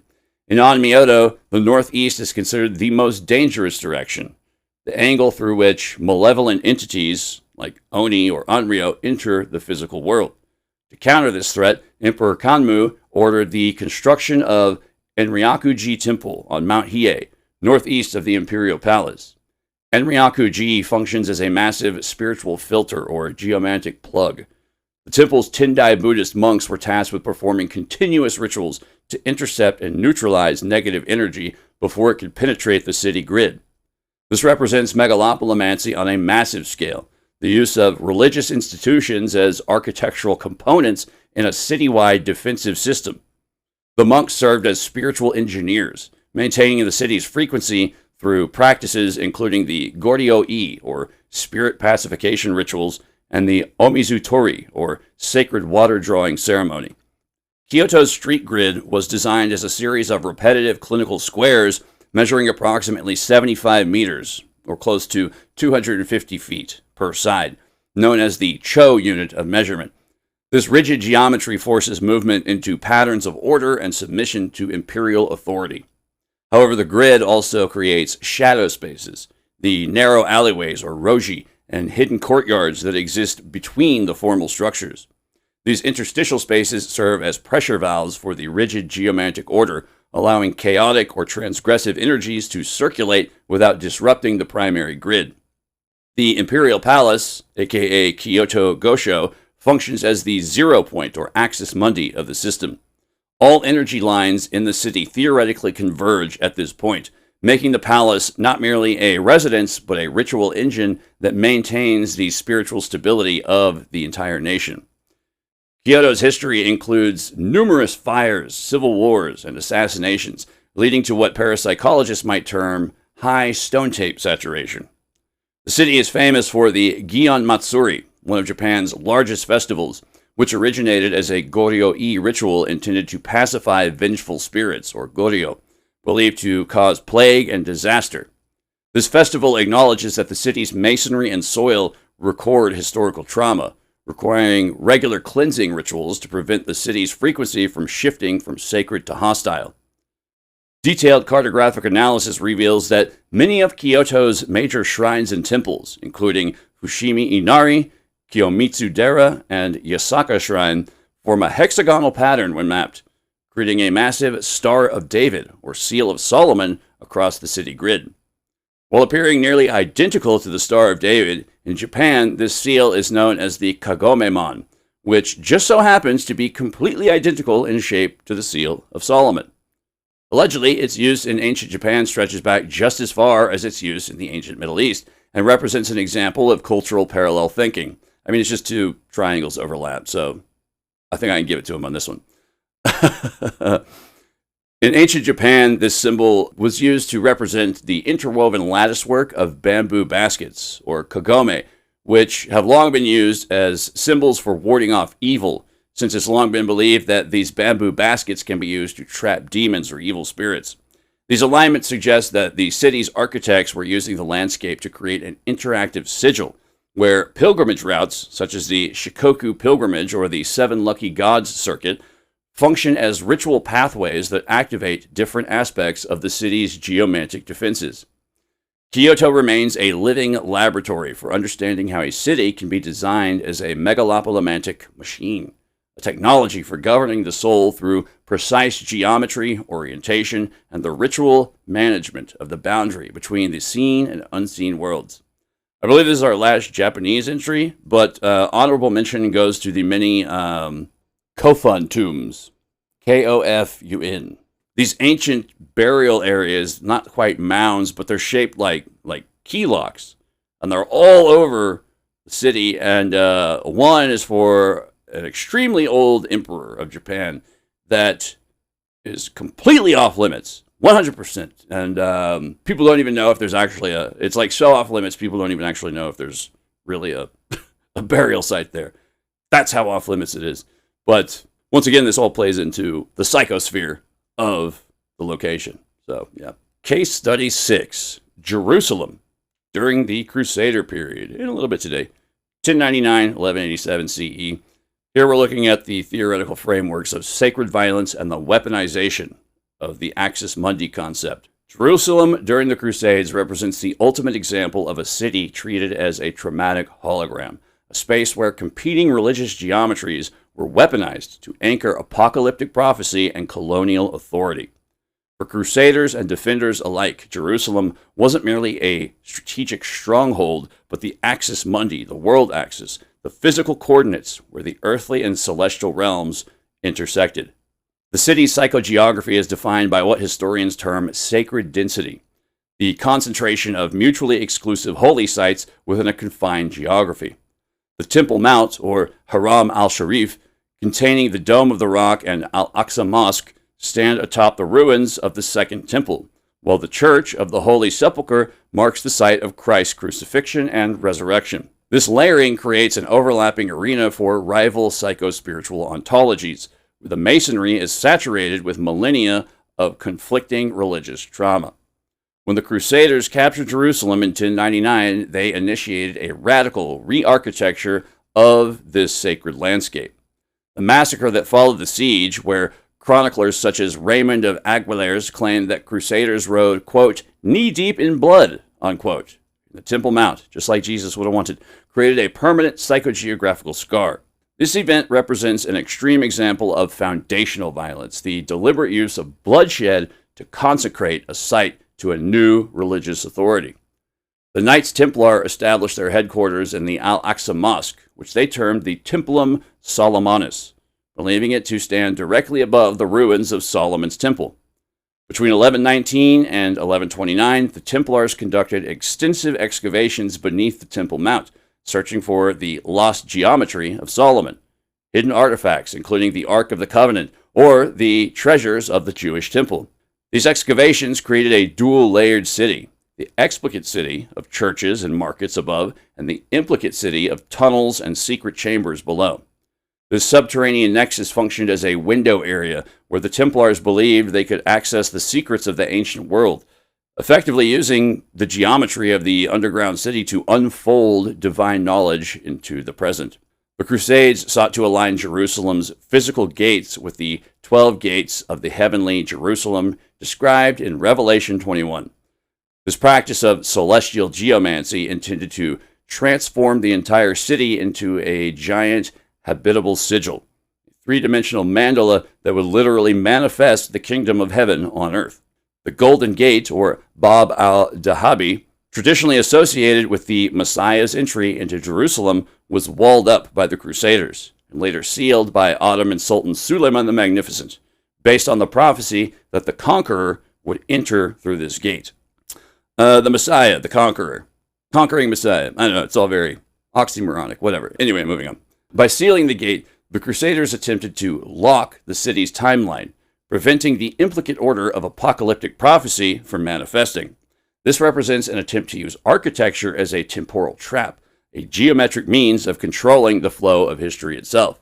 The city's intense psychogeographical charge manifests clinically as Jerusalem syndrome, a phenomenon first documented in the 1930s but observed throughout history, wherein visitors to the city experience sudden religious delusions, psychotic breaks, or the conviction that they're actually biblical figures. This syndrome provides empirical evidence of the city's ability to overwhelm human psychological defenses through its sacred hostility, the aggressive saturation of symbolic meaning that forces the individual psyche to reorganize itself around religious archetypes. The Crusader period transformed Jerusalem into a rigid geometric fortress, where the circular rotundas of Crusader churches, mirroring the Church of the Holy Sepulchre's anastasis, it's a Greek word meaning resurrection or to raise up again, competed with the octagonal geometry of the Dome of the Rock. This clash of geometries, Christian circularity versus Islamic octagonalism, created a permanent state of holy war that's continuously being fought upon the conceptual plane, while the built environment itself seemed to vibrate with conflicting frequencies.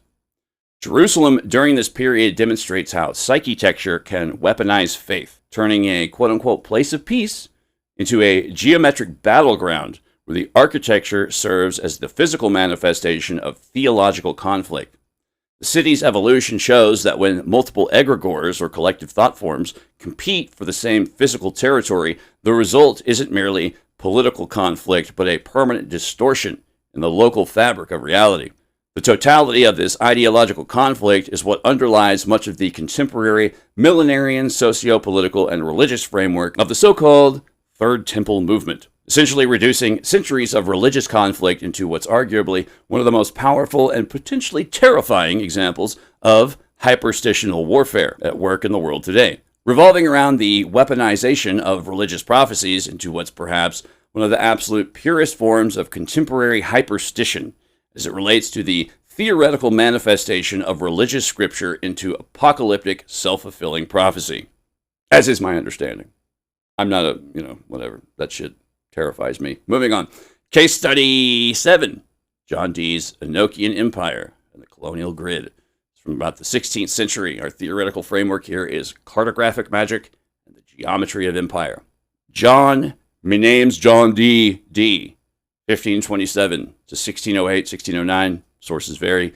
was a mathematician, astrologer, and advisor to Queen Elizabeth I, and functioned as the primary architect of the invisible for the British Empire. His development of Enochian magic, a system of angelic communication utilizing complex grids and geometric tables, provided the philosophical and mathematical framework for the imperial project that would eventually span the globe. Dee's Enochian workings, conducted primarily between 1582 and 1587, along with his scryer Eddie Cauliflower Ears Kelly, produced the Great Table, or Watchtowers, complex grids of letters representing different elemental and celestial angles or jurisdictions. Dee believed these tables contained the language of the angels and described the mathematical structure of the universe itself. From the perspective of megalopolimancy, the Great Table functions as a master map for terrestrial governance.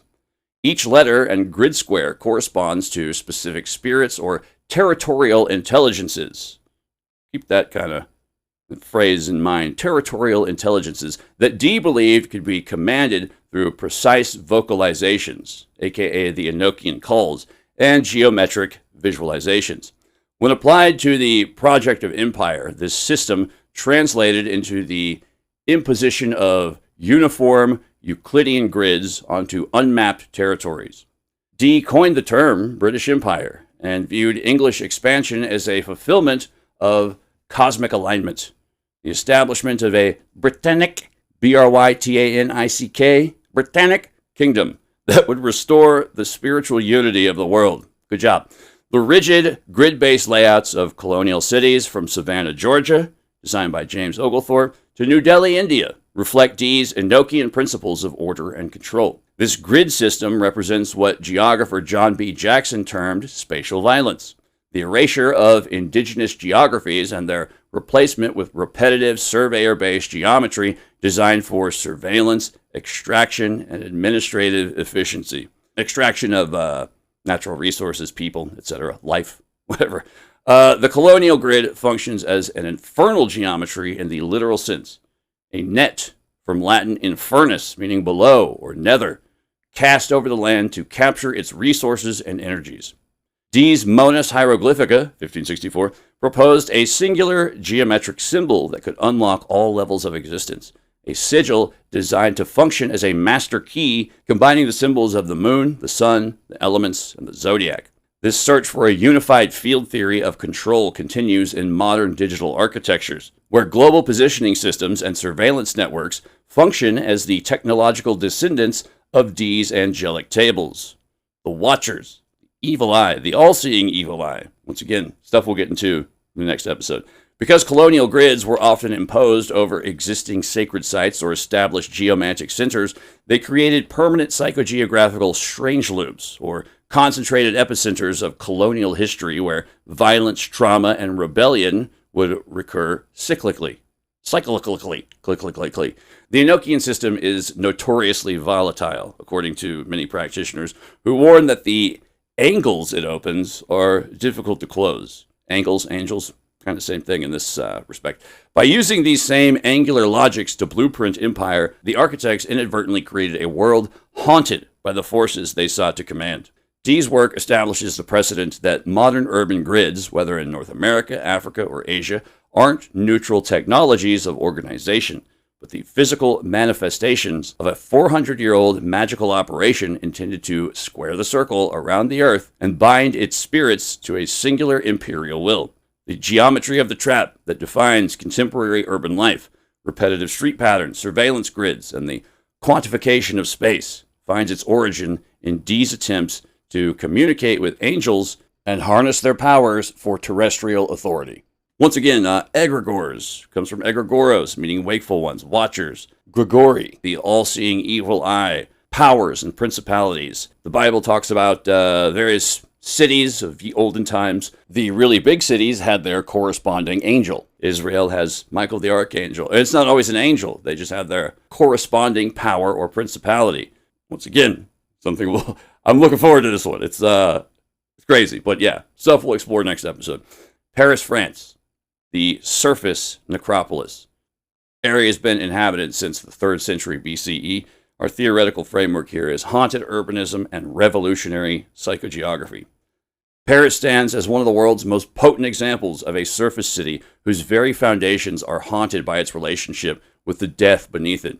Unlike cities that simply coexist with their dead, Paris has built its above-ground identity in direct dialogue with the empire of death below, creating a unique psychospiritual ecosystem where the living city consciously acknowledges its relationship to mortality.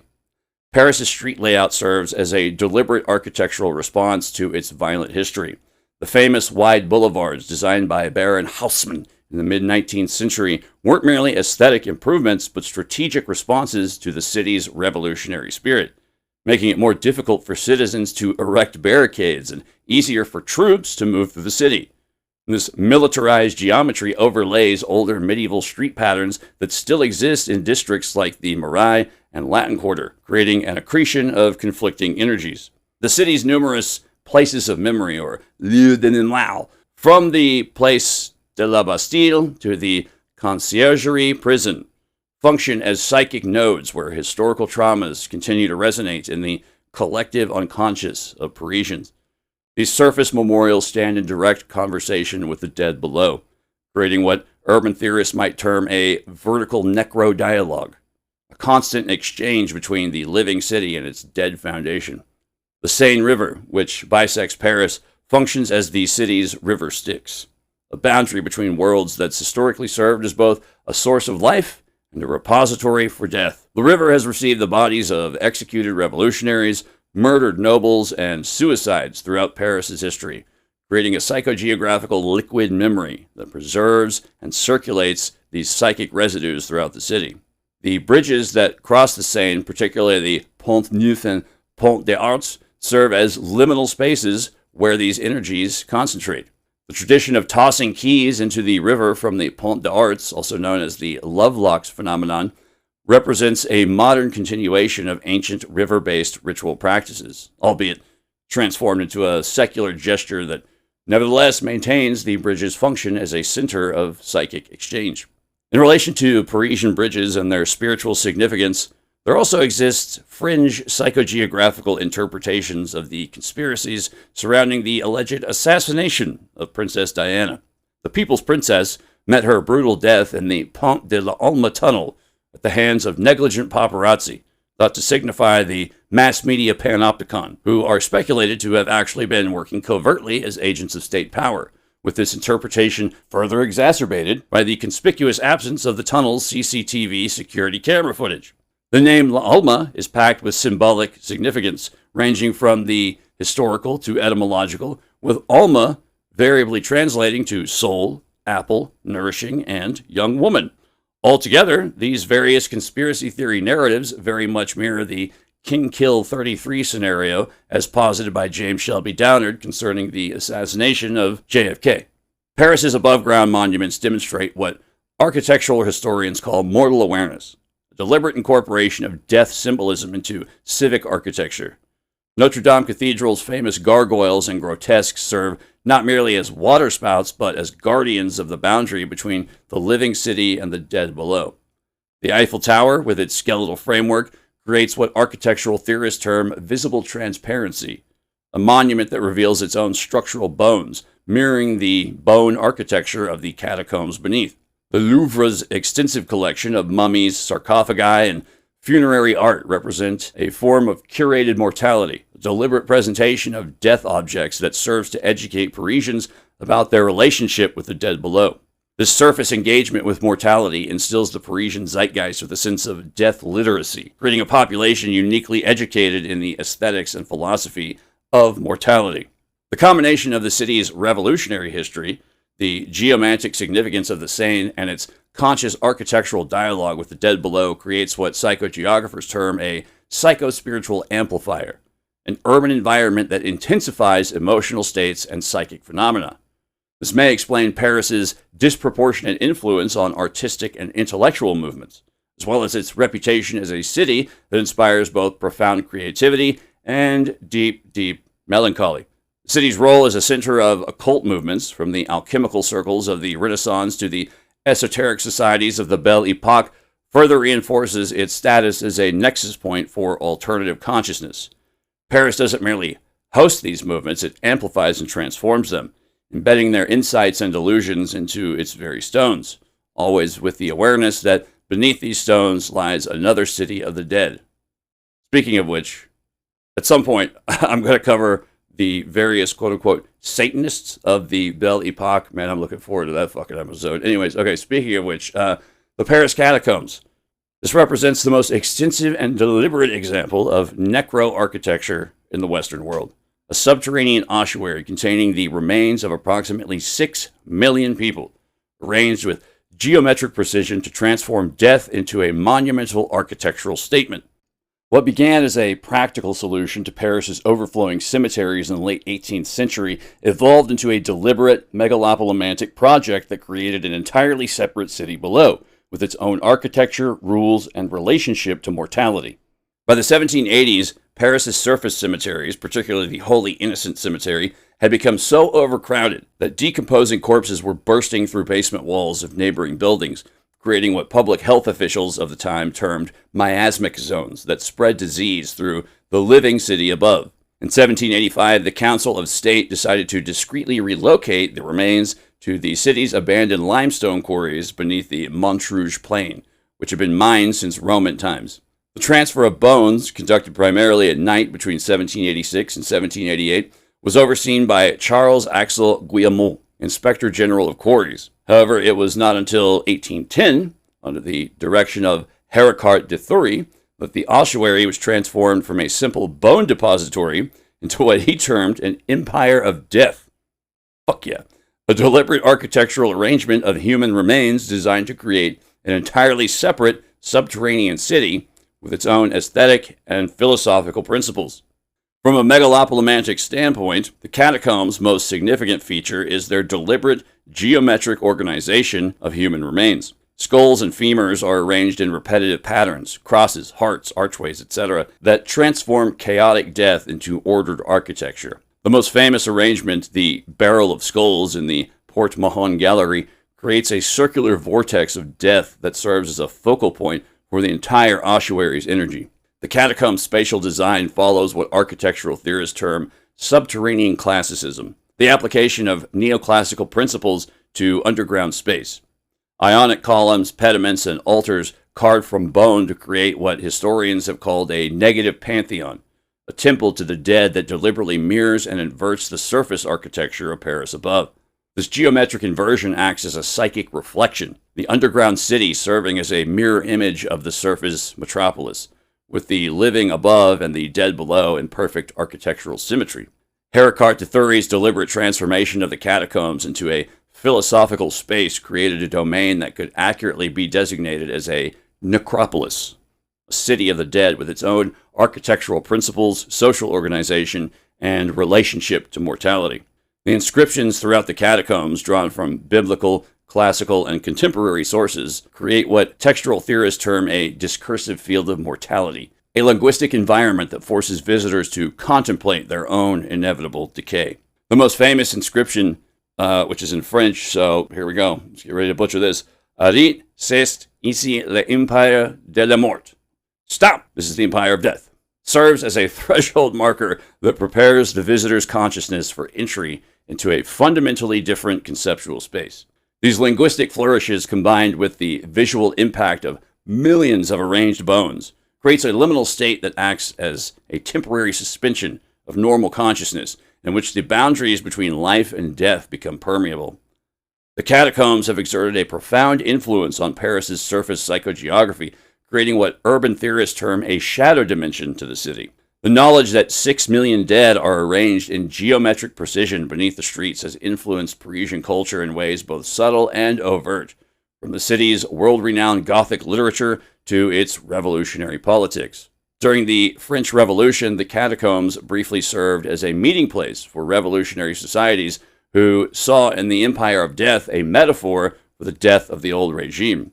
In the 20th century, the catacombs became associated with the French resistance, who used the tunnels to evade Nazi occupation, creating a symbolic link between political resistance and the subterranean architecture of death.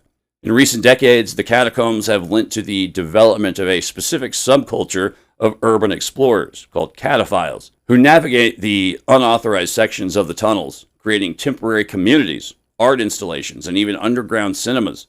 These explorers represent what anthropologists might call a death cult of the modern day, a deliberate engagement with mortality through the exploration of urban necro-architecture.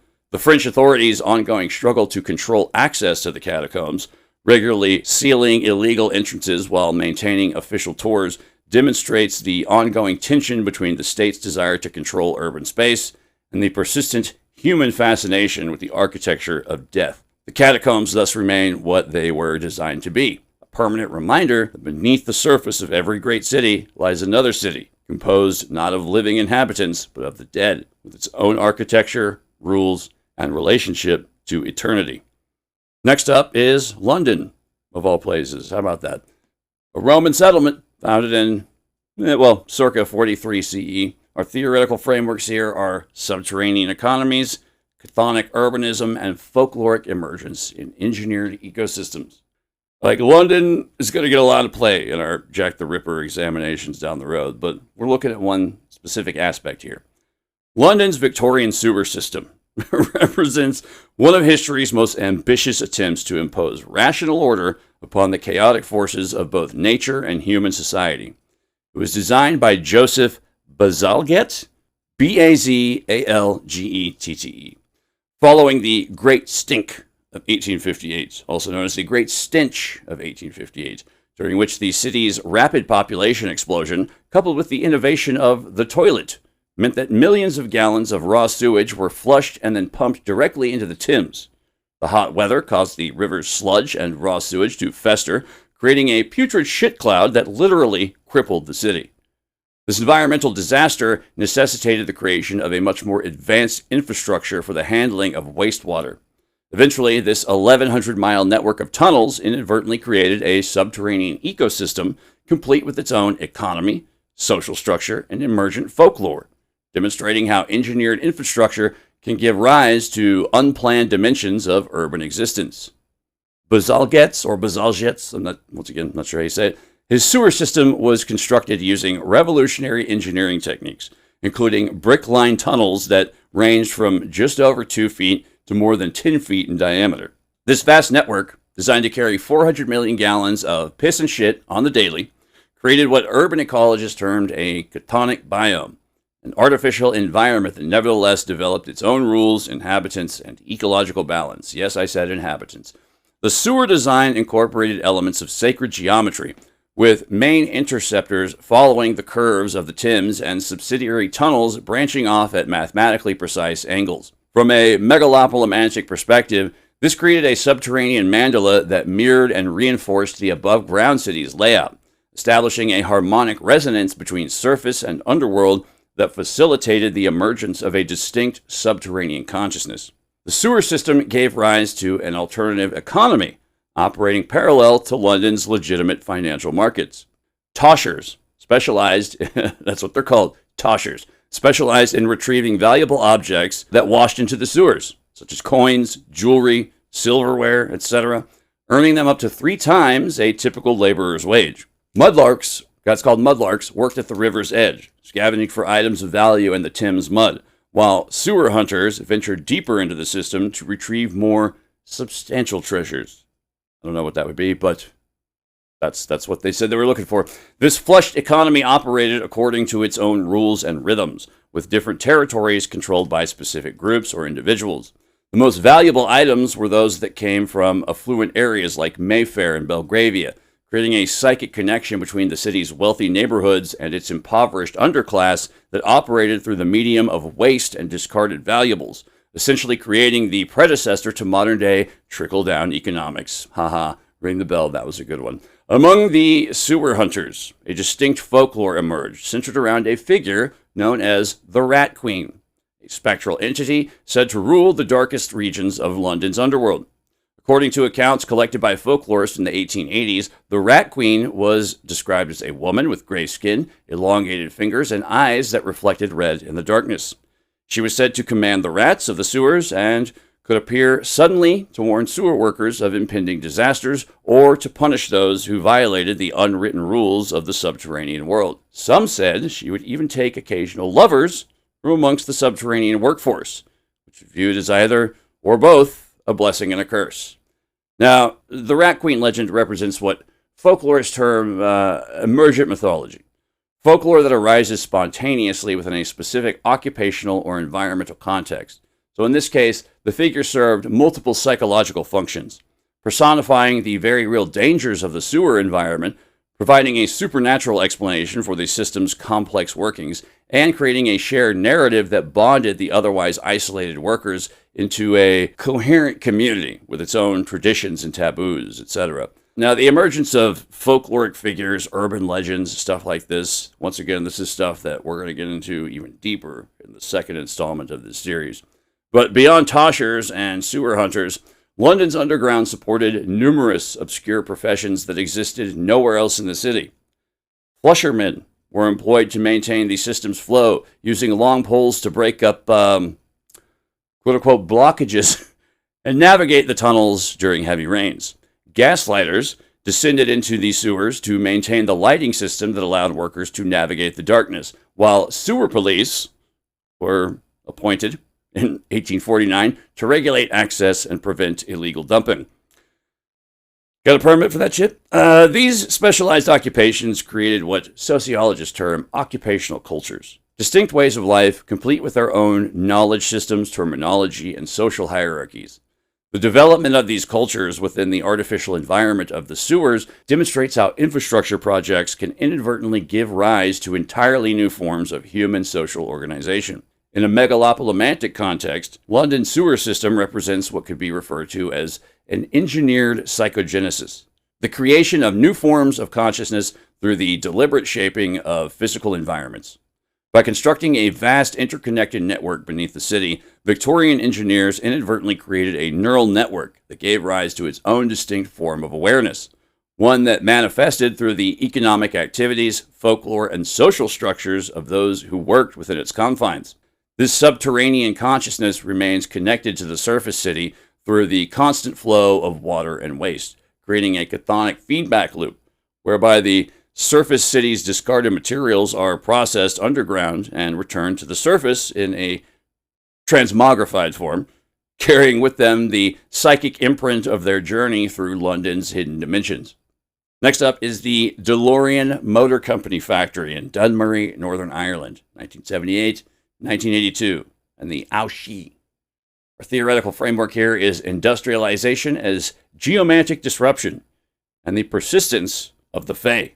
While seemingly an outlier in discussions of urban occultism, the DeLorean Motor Company factory in Dunmurry, Belfast, represents a critical case study in the collision between industrial modernity and ancient geomantic entities. John DeLorean's stainless steel dream factory, constructed on the outskirts of Belfast during the height of the Troubles, sits atop one of Ireland's most concentrated fairy forts, or wraith regions. Landscape features that have been considered sacred and dangerous in Gaelic tradition since the Bronze Age. In Irish folklore, the Aushi, or people of the mounds, aka the good neighbors, aren't diminutive Victorian sprites, but powerful, territorial entities associated with specific landscape features, such as ring forts or wraiths, burial mounds known as ferta, and hawthorn trees known as skitch. I think that's how you say these words. The academic study of these beliefs, particularly the work of folklorists such as Dr. Jenny Butler from University College Cork, and the ethnographic collections of the Irish Folklore Commission from 1935 to 1970, documents consistent taboos against disturbing these sites. The traditional belief holds that construction or agriculture that damages fairy forts invites fairy wrath, manifesting as mechanical failure, sudden illness, or inexplicable accidents, maybe even death or disappearance. The DeLorean factory was constructed during a period of rapid industrialization in Northern Ireland, with significant government subsidies intended to provide employment in a conflict zone. However, the specific site chosen, near the village of Dunmurry, overlooked several documented ring forts and lay directly adjacent to ancient burial grounds. From the perspective of geomancy, this represents a hard collision between the explicate order of industrial capitalism and the implicate order, the Irish landscape's spiritual ecosystem. Workers at the factory reported unusual frequencies of industrial accidents, sudden equipment failures, and psychological disturbances.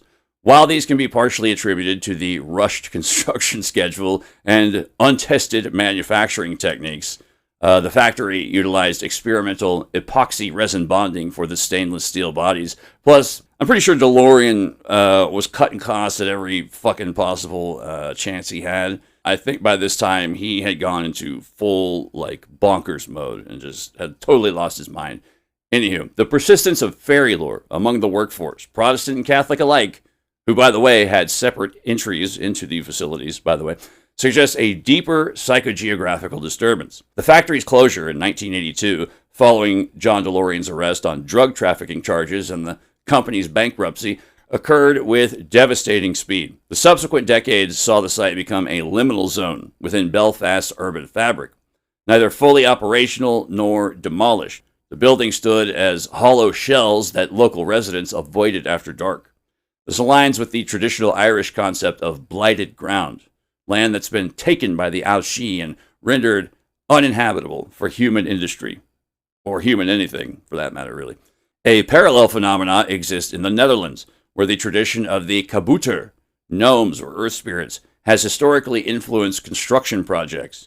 The Dutch folkloric tradition documented by historian Johan Huizinga, I think that's how you say it, and later by the Radboud University ethnographic surveys, includes specific protocols for kabouter bridges, small passages built into construction sites to allow the little people to cross without being disturbed. The failure to observe these protocols is traditionally associated with foundation collapse, flooding, or worker disappearances.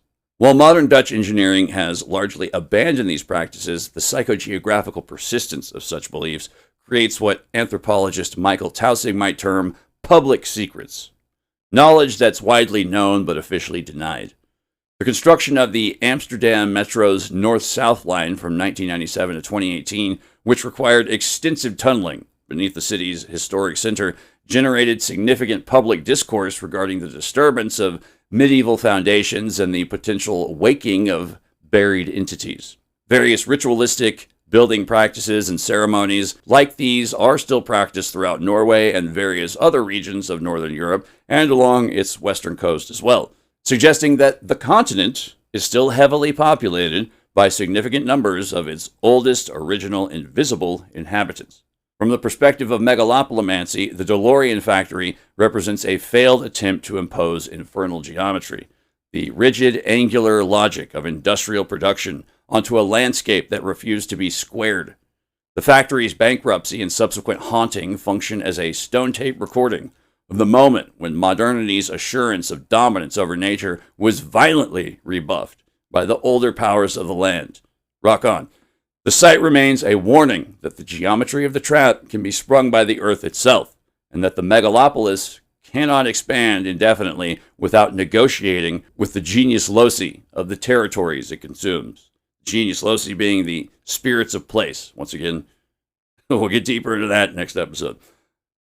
Next up is the ghost lines of the Beijing subway, as well as the CCTV headquarters in Beijing, China. Our theoretical framework here is subterranean psychogeography and the Panopticon as egregore. Beijing's subway system, the busiest in the world by ridership, contains within its depths a parallel cartography of ghost lines, stations and tunnels built but never opened, or opened and subsequently closed, creating a subterranean shadow city that mirrors the official transit map.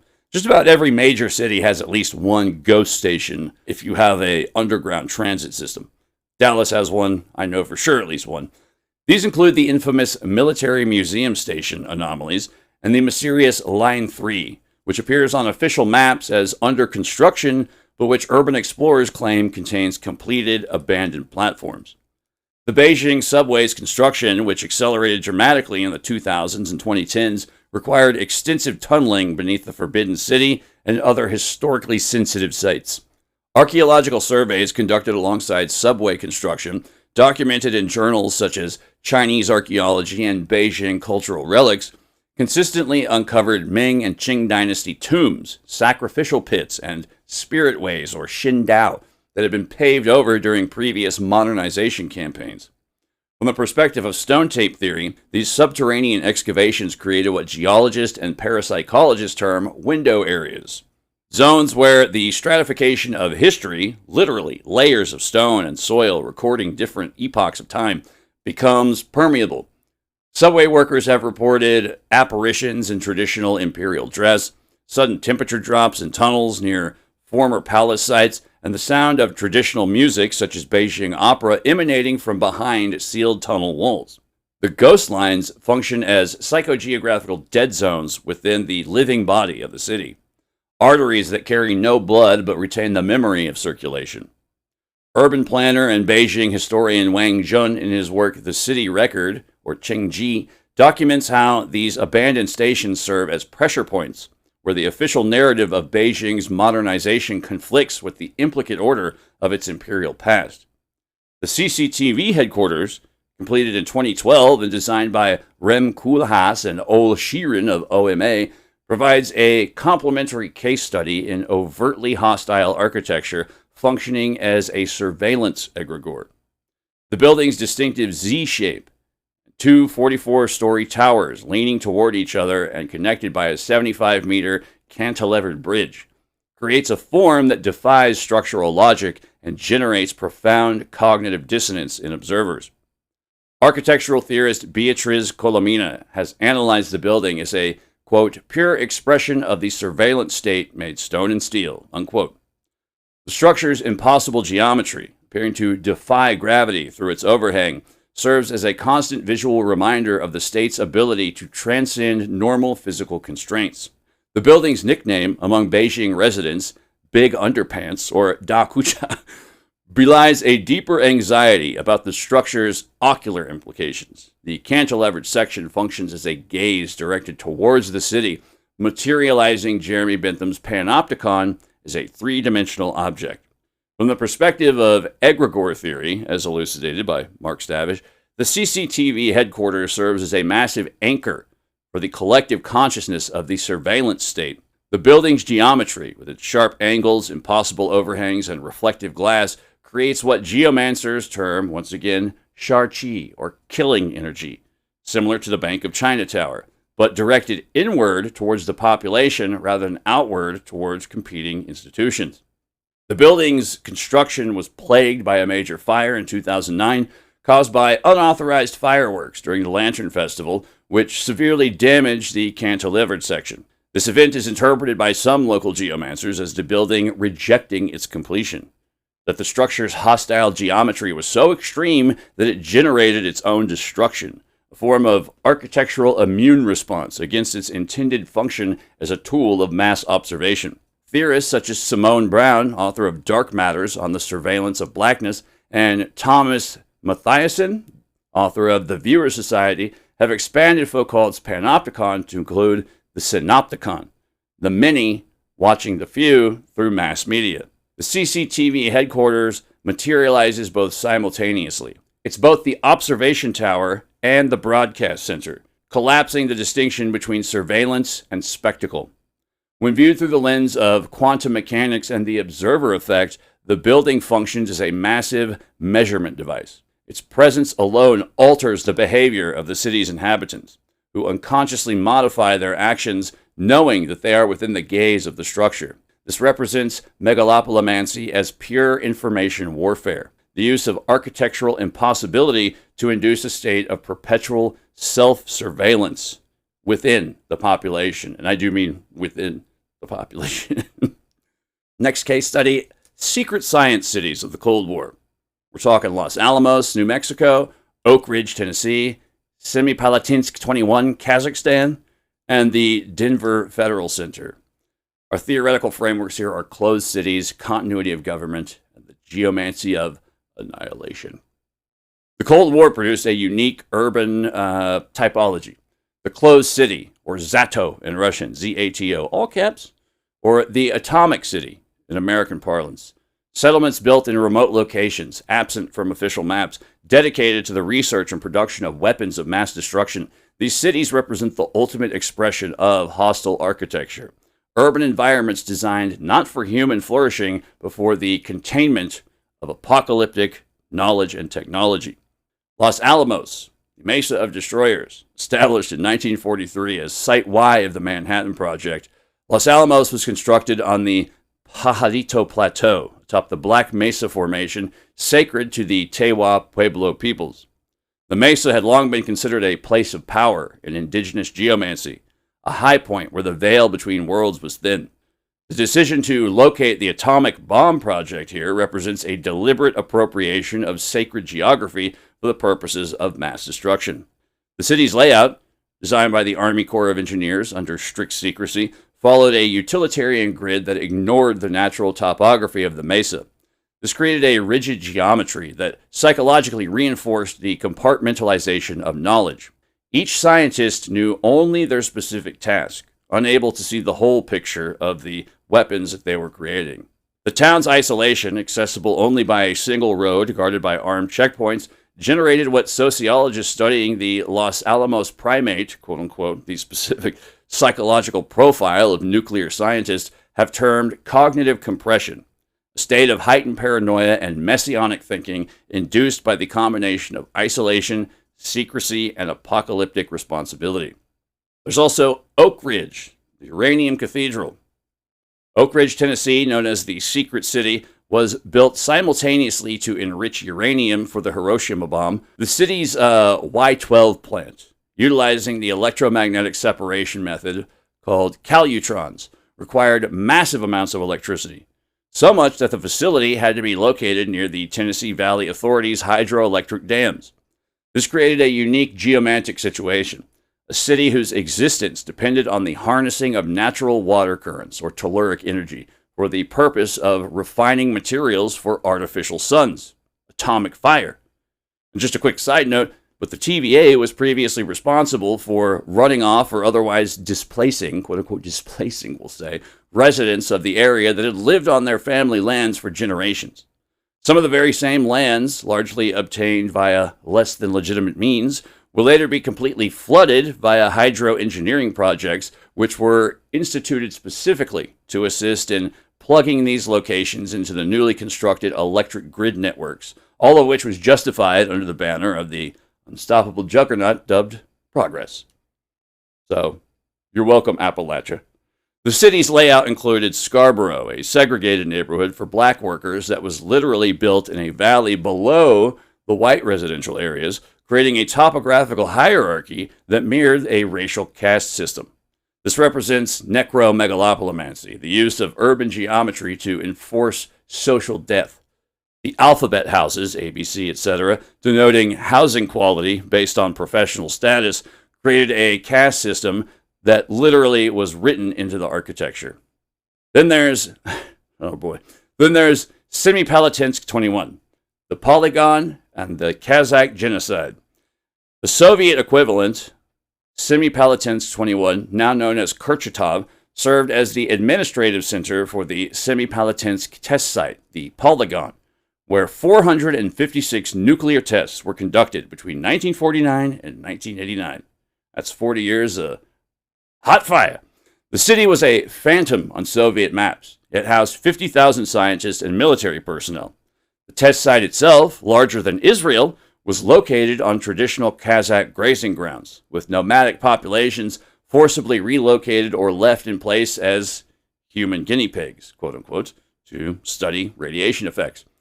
The city's architecture was brutalist in the extreme. Massive concrete blocks designed to withstand the Siberian winter and the psychological pressures of total secrecy. The Kurchatov Institute, its buildings featured specific geometric protections, octagonal shapes intended to diffuse the evil eye, a surprisingly persistent belief among Soviet scientists. It just comes up again and again. Specific orientations away from the test sites to avoid contamination. Not just radioactive contamination, but spiritual contamination of the all-seeing evil eye. Then you have the continuity of government and DUMS networks in America, the deep underground military bases rumored to exist beneath Denver International Airport and previously discussed, and Other locations represent the logical extension of the closed city, the hollow earth continuity of government infrastructure. While the existence of extensive bunker systems beneath Mount Weather in Virginia, Raven Rock in Pennsylvania, and Cheyenne Mountain in Colorado is documented fact, the paranoid elaboration of these into a continent-spanning subterranean megalopolis reflects a collective unconscious understanding that the Cold War's geometry of annihilation required a parallel hidden architecture. The Cheyenne Mountain Complex, home of NORAD, is literally built into granite, with 15 three-story buildings mounted on 1,319 springs to absorb nuclear shock. This represents infernal geometry as survivalist architecture, the creation of spaces designed to outlast the apocalypse that they were built to facilitate. The facility's entrance tunnel, 2,000 feet long and angled to deflect nuclear blasts, functions as a demon gate, threshold between the world of the living and the world that would remain after nuclear winter. These closed cities created what anthropologist Joseph Masco termed nuclear borderlands, zones where the normal rules of time and space were suspended by the presence of apocalyptic technology. The inhabitants of Los Alamos and Semipalatinsk developed distinct temporal consciousness, living in borrowed time or dead time, states where the future was always already potentially annihilated. This created a unique form of holographic trauma, where the implicate order of total destruction was always present within the explicate order of daily suburban life, if you could call it that. Next is the Kowloon Walled City, Hong Kong, 1945 to 1994. The theoretical framework here is anarchic architecture as organic egregore, the geometry of resistance. Booyah! The Kowloon Walled City represents the inverse of planned megalopolimancy, an organic, unplanned urban environment that achieved a level of complexity and density so extreme that it functioned as a spontaneous egregore, a collective thought form manifest in concrete and steel. Originally a Chinese military fort, the 6.5-acre site became, after Japan's surrender in World War II, a lawless zone, where neither British colonial law nor Chinese law applied, resulting in the most densely populated place on Earth, with 3.25 million people per square mile at its peak. 3.25 million people per square mile at its peak. Without central planning, the walled city grew organically through additive architecture. Residents building upward and outward without permits or structural engineers. The result was a structure of such complexity that sunlight rarely reached the ground floor, and a pedestrian could traverse the entire settlement without touching the ground, using a network of internal bridges and staircases. This created a non-Euclidean space where traditional Cartesian geometry broke down. Residents navigated by memory and intuition rather than street addresses, as the physical layout shifted constantly with new construction. Architectural researchers from the University of Hong Kong and Japanese anthropologists, notably the team led by historian Swen Ho and photographer Greg Girard, documented in City of Darkness, Life in Kowloon Walled City, mapped the settlement's internal structure, discovering de facto urban planning that emerged without central authority. The alignment of buildings to capture breezes in the subtropical heat, the channeling of water and waste through gravity-fed systems, and the division of territory by triad societies that functioned as shadow municipalities. We'll call it shadow municipalities. Sure, why not? Triad-controlled shadow municipalities. From the perspective of egregore theory, the walled city developed a group mind that was fiercely protective of its autonomy.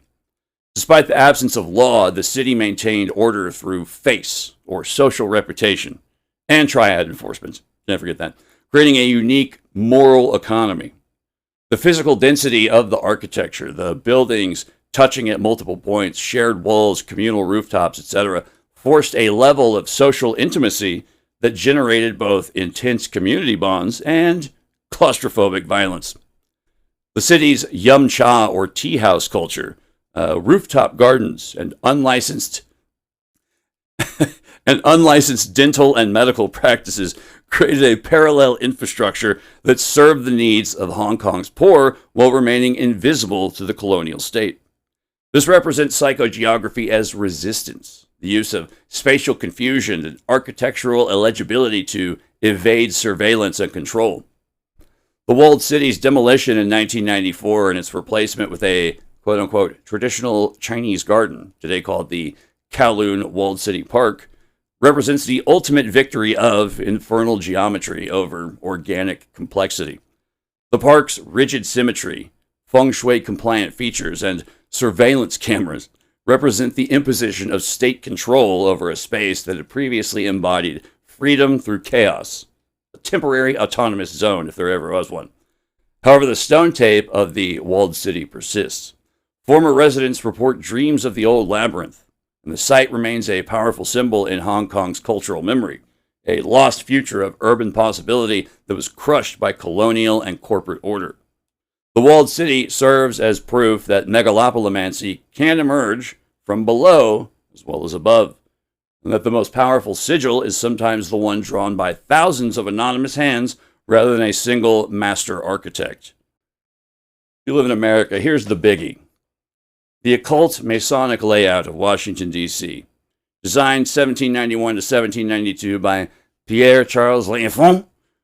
Our theoretical framework here is sacred geometry, astrocartography, and the egregore of the Republic. Which, by the way, if you've never heard of the painting under the Capitol Rotunda dubbed the Apotheosis of Washington, look it up, see what it means, what it symbolizes. It's very, very intriguing.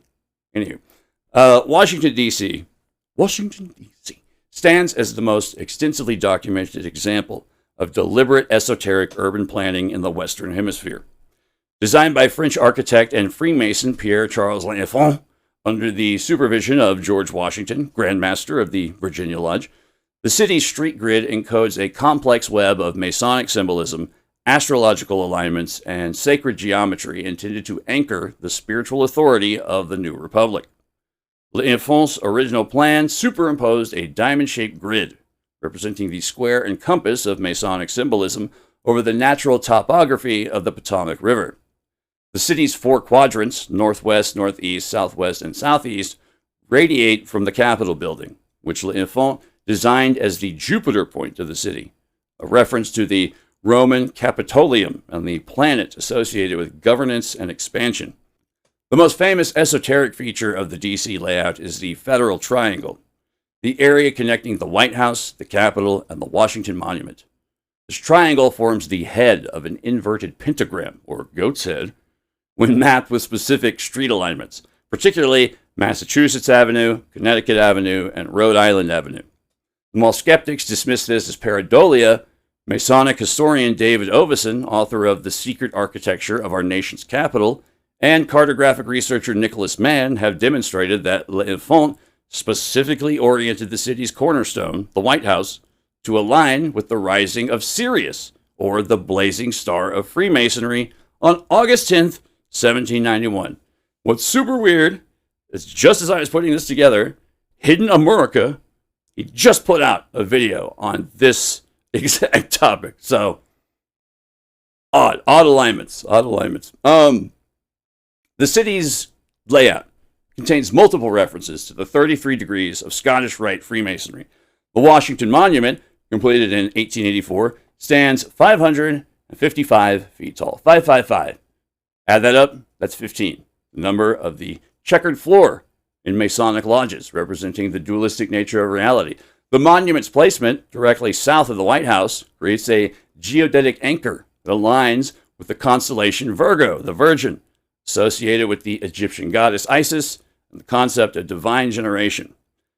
The star Sirius is often identified with Sothis or Set, the Egyptian god Set, who very much interplays with both Osiris and Isis in Egyptian mythology. The Capitol building itself is a massive temple to the womb of Isis. Its dome, when viewed from above, forms a mandorla, or a vesica Pisces, the Jesus fish. It's not specifically the Jesus fish, but it's that intersecting circles. And the Statue of Freedom atop the dome faces east towards the rising sun, following the tradition of solar temples. The crypt beneath the Capitol, accessible only to, and get ready for this one because this is super weird. The crypt beneath the Capitol is accessible only to members of Congress and select dignitaries. Which is, what? I don't know. I didn't know that part, but very, very strange. But the crypt contains the, quote, magnetic center stone, laid by George Washington in a Masonic ceremony on September 8th, 1793, a date chosen for its astrological significance, which was Saturn in Virgo, representing structure and harvest. That's probably a more light-hearted interpretation of Saturn and Virgo the Virgin. I don't know. It's all an interpretation, I guess. The city's design creates what psychogeographers term civic religion, the use of architecture to induce awe and submission to state authority. The massive scale of the federal buildings, the impossible sightlines, the Capitol visible from miles away down Pennsylvania Avenue, and the proliferation of obelisk domes and temples creates an environment where the sacred and the secular are indistinguishable. The DC axis, the line running from the Jefferson Memorial, dedicated to the quote-unquote apostle of democracy, as he's been called, through to the White House, to the Masonic Temple in Alexandria, Virginia, named after the ancient city of Alexandria, aligns with the sunset of the summer solstice, creating a solar serpent that bisects the city. This alignment suggests that the city functions as a massive sundial or temporal device, marking the passage of the Republic through solar cycles. From the perspective of egregore theory, Washington, D.C. serves as the headquarters of the American National Egregore, a collective thought form fed by the millions of tourists, politicians, and bureaucrats who circulate through its streets annually. The city's Masonic architecture acts as a tuning fork for this entity, ensuring that the frequency of the Republic remains stable and that the Watchers, in the Enochian sense, in the angelic sense, maintain their vigil over the nation. The city's persistent association with conspiracy, i.e. the swamp, the deep state, the Masonic pedophile rings, QAnon lore, blah, blah, blah, blah, blah, reflects an intuitive understanding that the city's geometry was designed for control rather than liberation. The Federal Triangle functions as a geometric trap where the legislative, executive, and judicial branches are locked in perpetual tension, preventing any single power from dominating, while ensuring that the egregore of governance remains fed by constant conflict. Booyakasha. Next up is the Bangarh Fort in Rajasthan, India, constructed in 1573 CE. Our theoretical framework here is cursed architecture and prohibited zones. Bangarh Fort, located in the Alwar district of Rajasthan, represents perhaps the most legally recognized example of hostile architecture in the world. Built in 1573 by Bhagwant Das for his younger son Madho Singh, the fort was abandoned shortly after its construction due to what local tradition describes as a curse that rendered the entire region uninhabitable. What makes Bangarh unique among haunted locations is that the Archaeological Survey of India has legally prohibited entry to the fort between sunset and sunrise, making it the only heritage site in India with a government-enforced nocturnal ban. According to local tradition, recorded by the Rajasthan State Folklore Archive, the fort's destruction began when a tantric sorcerer named Singya fell in love with Princess Ratnavati, Bangarh's beautiful princess. Singya attempted to magically enchant a perfume bottle that would compel the princess to surrender herself to him upon touching it. However, the princess discovered his plot and threw the bottle against a large boulder, which rolled towards the sorcerer and crushed him. Before dying, Singya the sorcerer placed a curse on Bangarh, decreeing that the entire city would be destroyed and no one would be able to inhabit the area again. The following year, during a battle between Bangarh and Ajabgarh, Princess Ratnavati died, and the curse appeared to manifest. Historical records from the Mughal court indicate that the city was largely abandoned by 1630, though the precise circumstances remain unclear. What's documented, however, is the persistent belief among local populations that the site remains supernaturally dangerous. From a megalopolimantic perspective, Bangar Fort contains several architectural elements that amplify its hostile reputation. The fort's temples, dedicated to Gopinath, Someshwar, Mangladevi, and Keshava Rai, feature inverted shikaras or spires and damaged murtis or idols, which traditional Hindu geomancy considers extremely inauspicious. The absence of proper roof structures on most buildings creates what Vastu Shastra practitioners term Brahmasthan voids, empty central zones that allow negative energies to accumulate unchecked. The fort's location at the edge of the Sariska Tiger Reserve creates what psychogeographers term a boundary amplification effect, the meeting point of human architecture and wilderness that generates liminal states of consciousness. The surrounding hills form a natural amphitheater that appears to focus sound and energy toward the fort's central ruins, creating what acoustic engineers have identified as unusual resonance patterns during wind conditions. The Archaeological Survey of India's official prohibition on nighttime entry stems from numerous documented incidents of unexplained disappearances, sudden deaths, and psychological disturbances, quote-unquote, among visitors who remained in the fort after dark. Local guides report consistent phenomena: disembodied screams, the sensations of being pushed by invisible forces, sudden temperature drops, and the appearance of shadow figures that disappear when approached. What distinguishes Bangar from other haunted locations is the government's official acknowledgement of these dangers. The Archaeological Survey of India's signboard at the fort entrance explicitly warns visitors against entering the premises between sunset and sunrise, citing, quote, unexplained incidents, unquote, as well as, quote, disappearances, unquote. This represents a rare instance where state authority has formally recognized the hostile psychogeography of a location and incorporated it into regulatory policy. Bangar demonstrates that the most effective geometry of the trap sometimes requires no complex architectural engineering, simply the combination of historical trauma, powerful belief systems, and specific topographical features.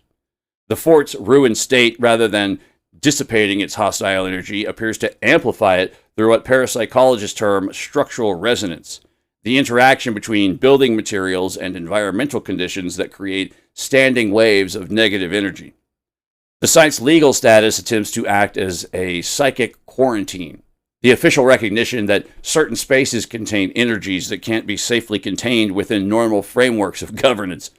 Bangar thus serves as a precedent for how modern states might eventually need to incorporate geomantic principles into urban planning, acknowledging that not all spaces can be safely developed or occupied regardless of their economic or strategic value.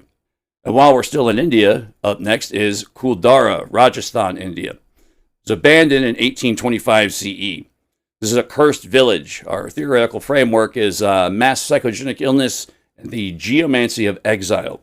The village of Kuldara, located 18 kilometers southwest of Jaisalmer in the Thar Desert, represents a unique case of reverse megalopolimancy, the deliberate abandonment of a settlement through collective ritual action, leaving behind a charged landscape that remains psychically hostile to resettlement.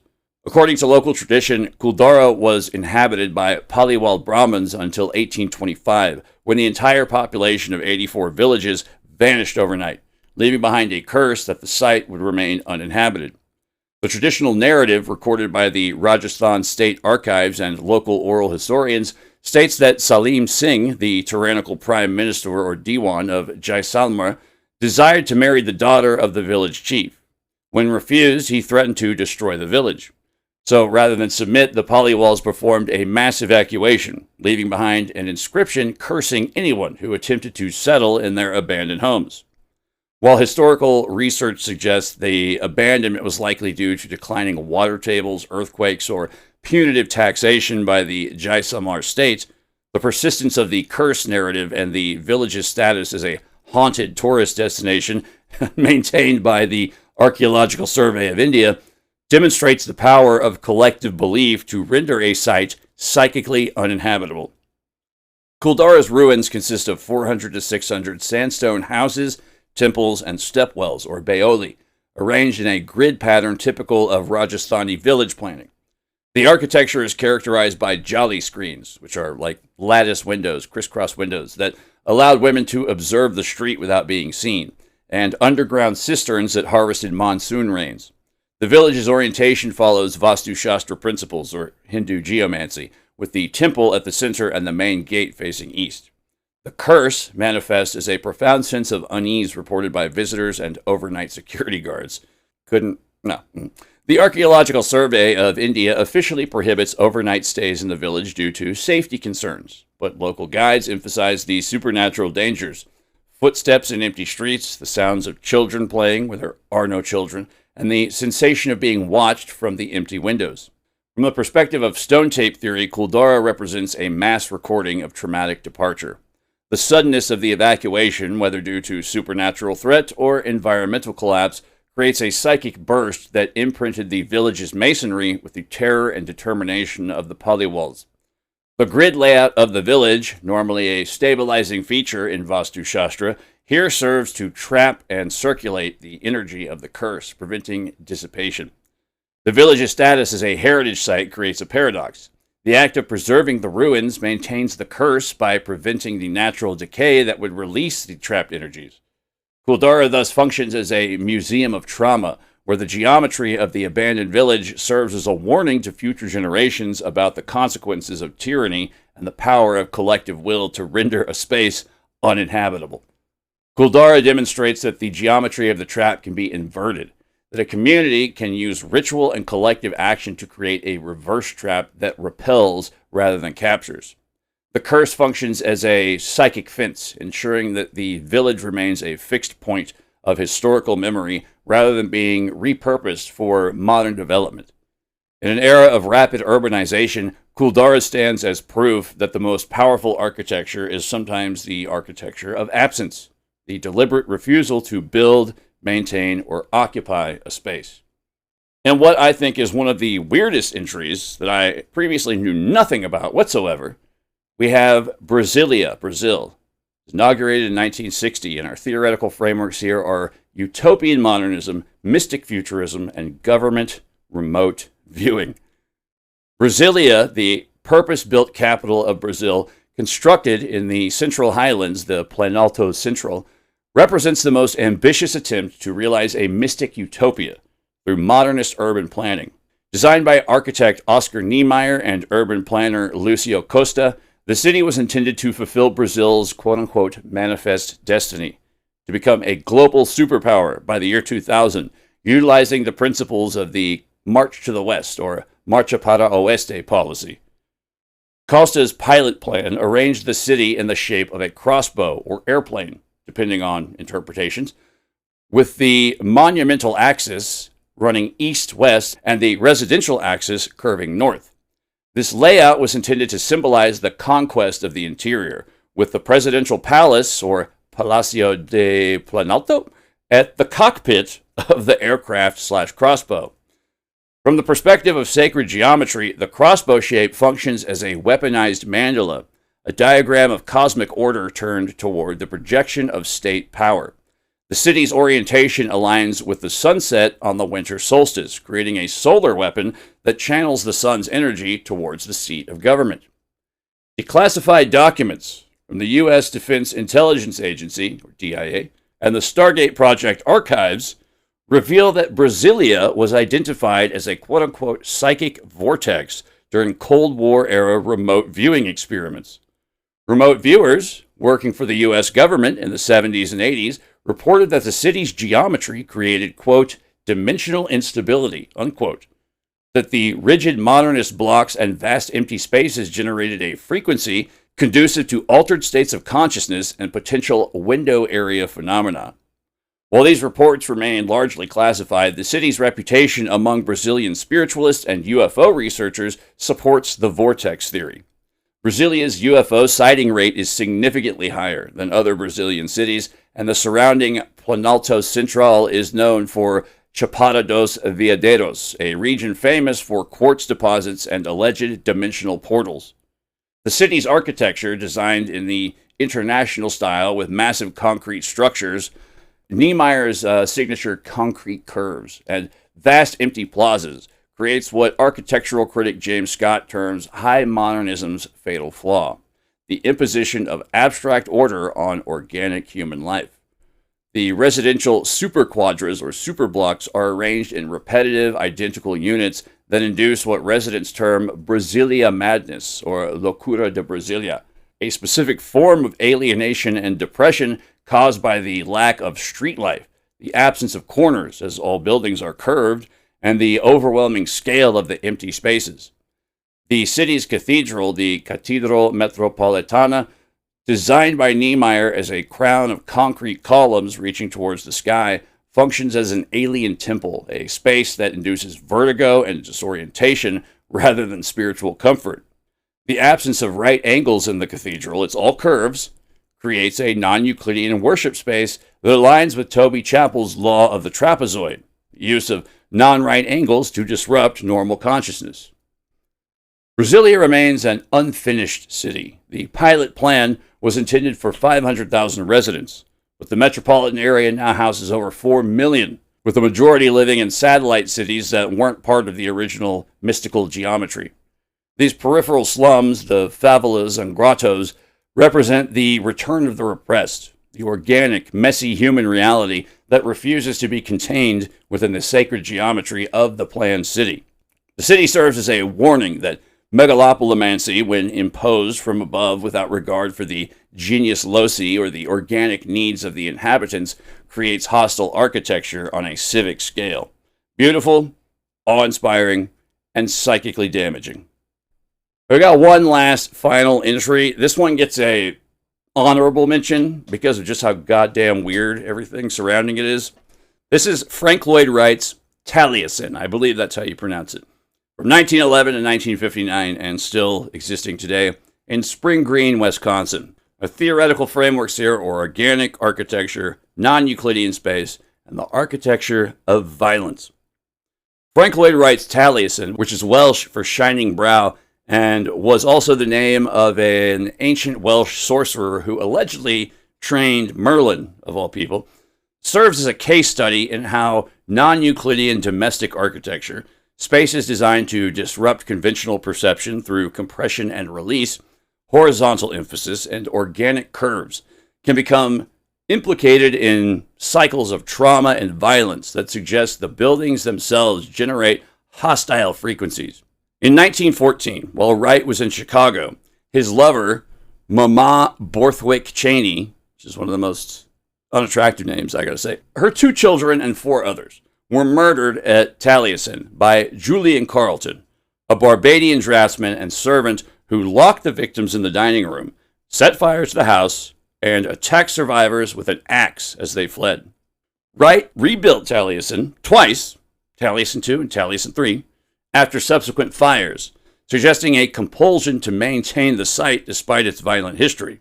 Now, the guy who perpetrated the massacre, Julian Carleton, not only did he set fire to the place and murder several people with an axe, but in his roaring rampage of psychosis, also drank acid, and it disfigured his face and obliterated his insides, and he basically died a very slow, very agonizing death in prison over the next 30 days.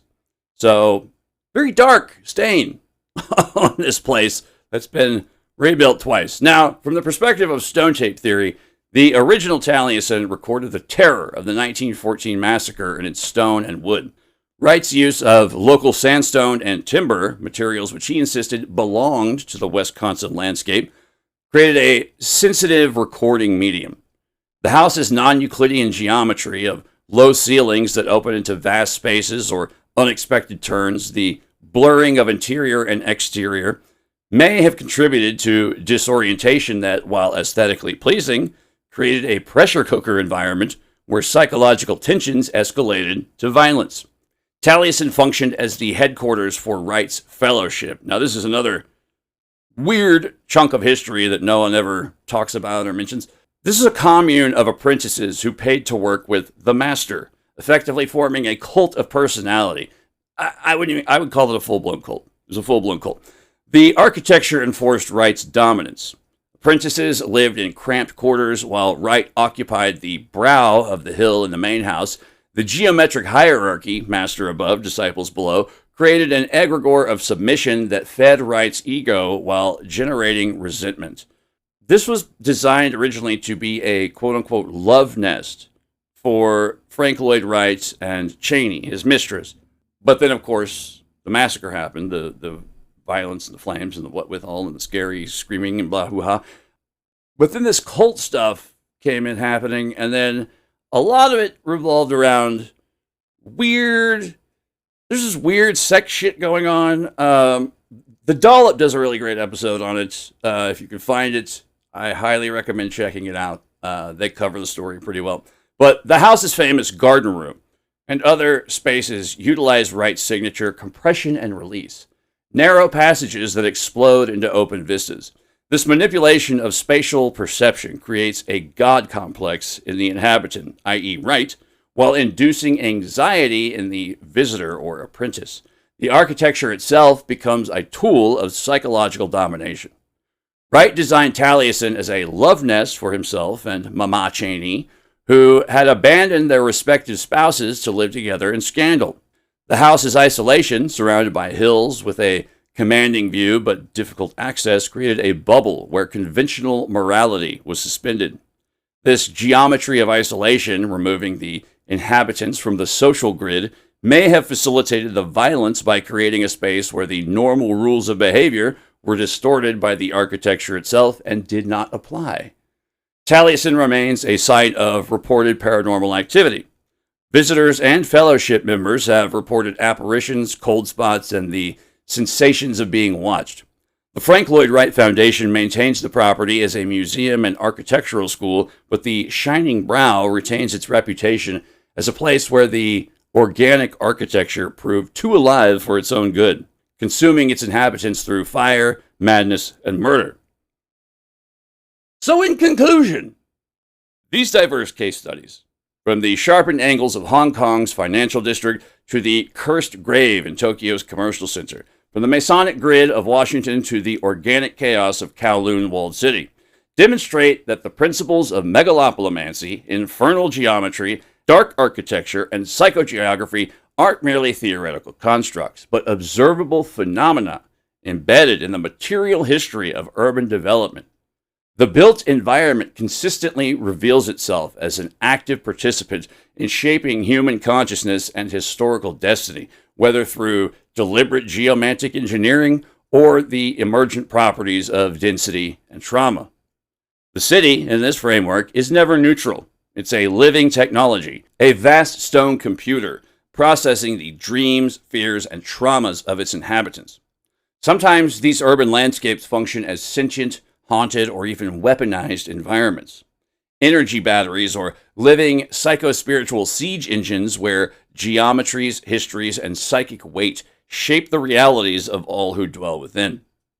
Understanding this requires not merely the tools of the architect, the engineer, or the urban planner, but the insights of the geomancer, psychogeographer, and historian of the occult.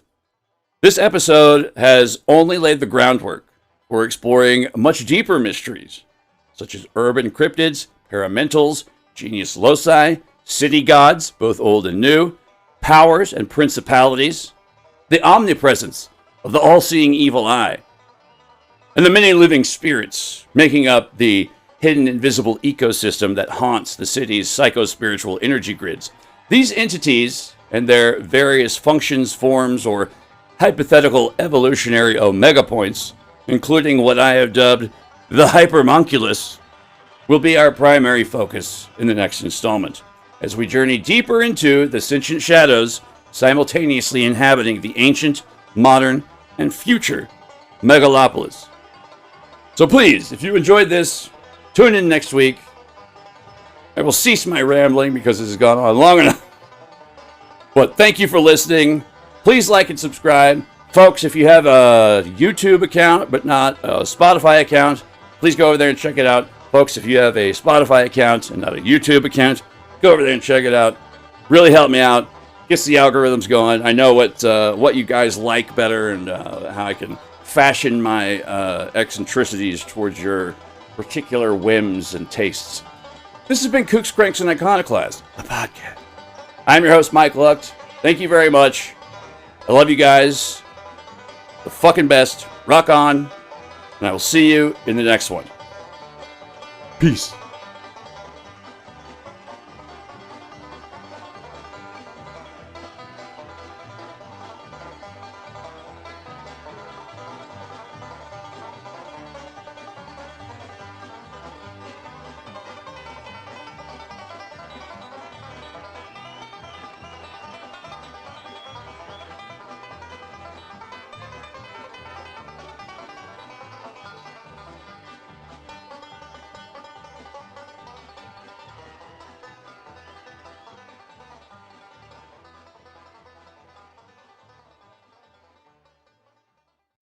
Thank you.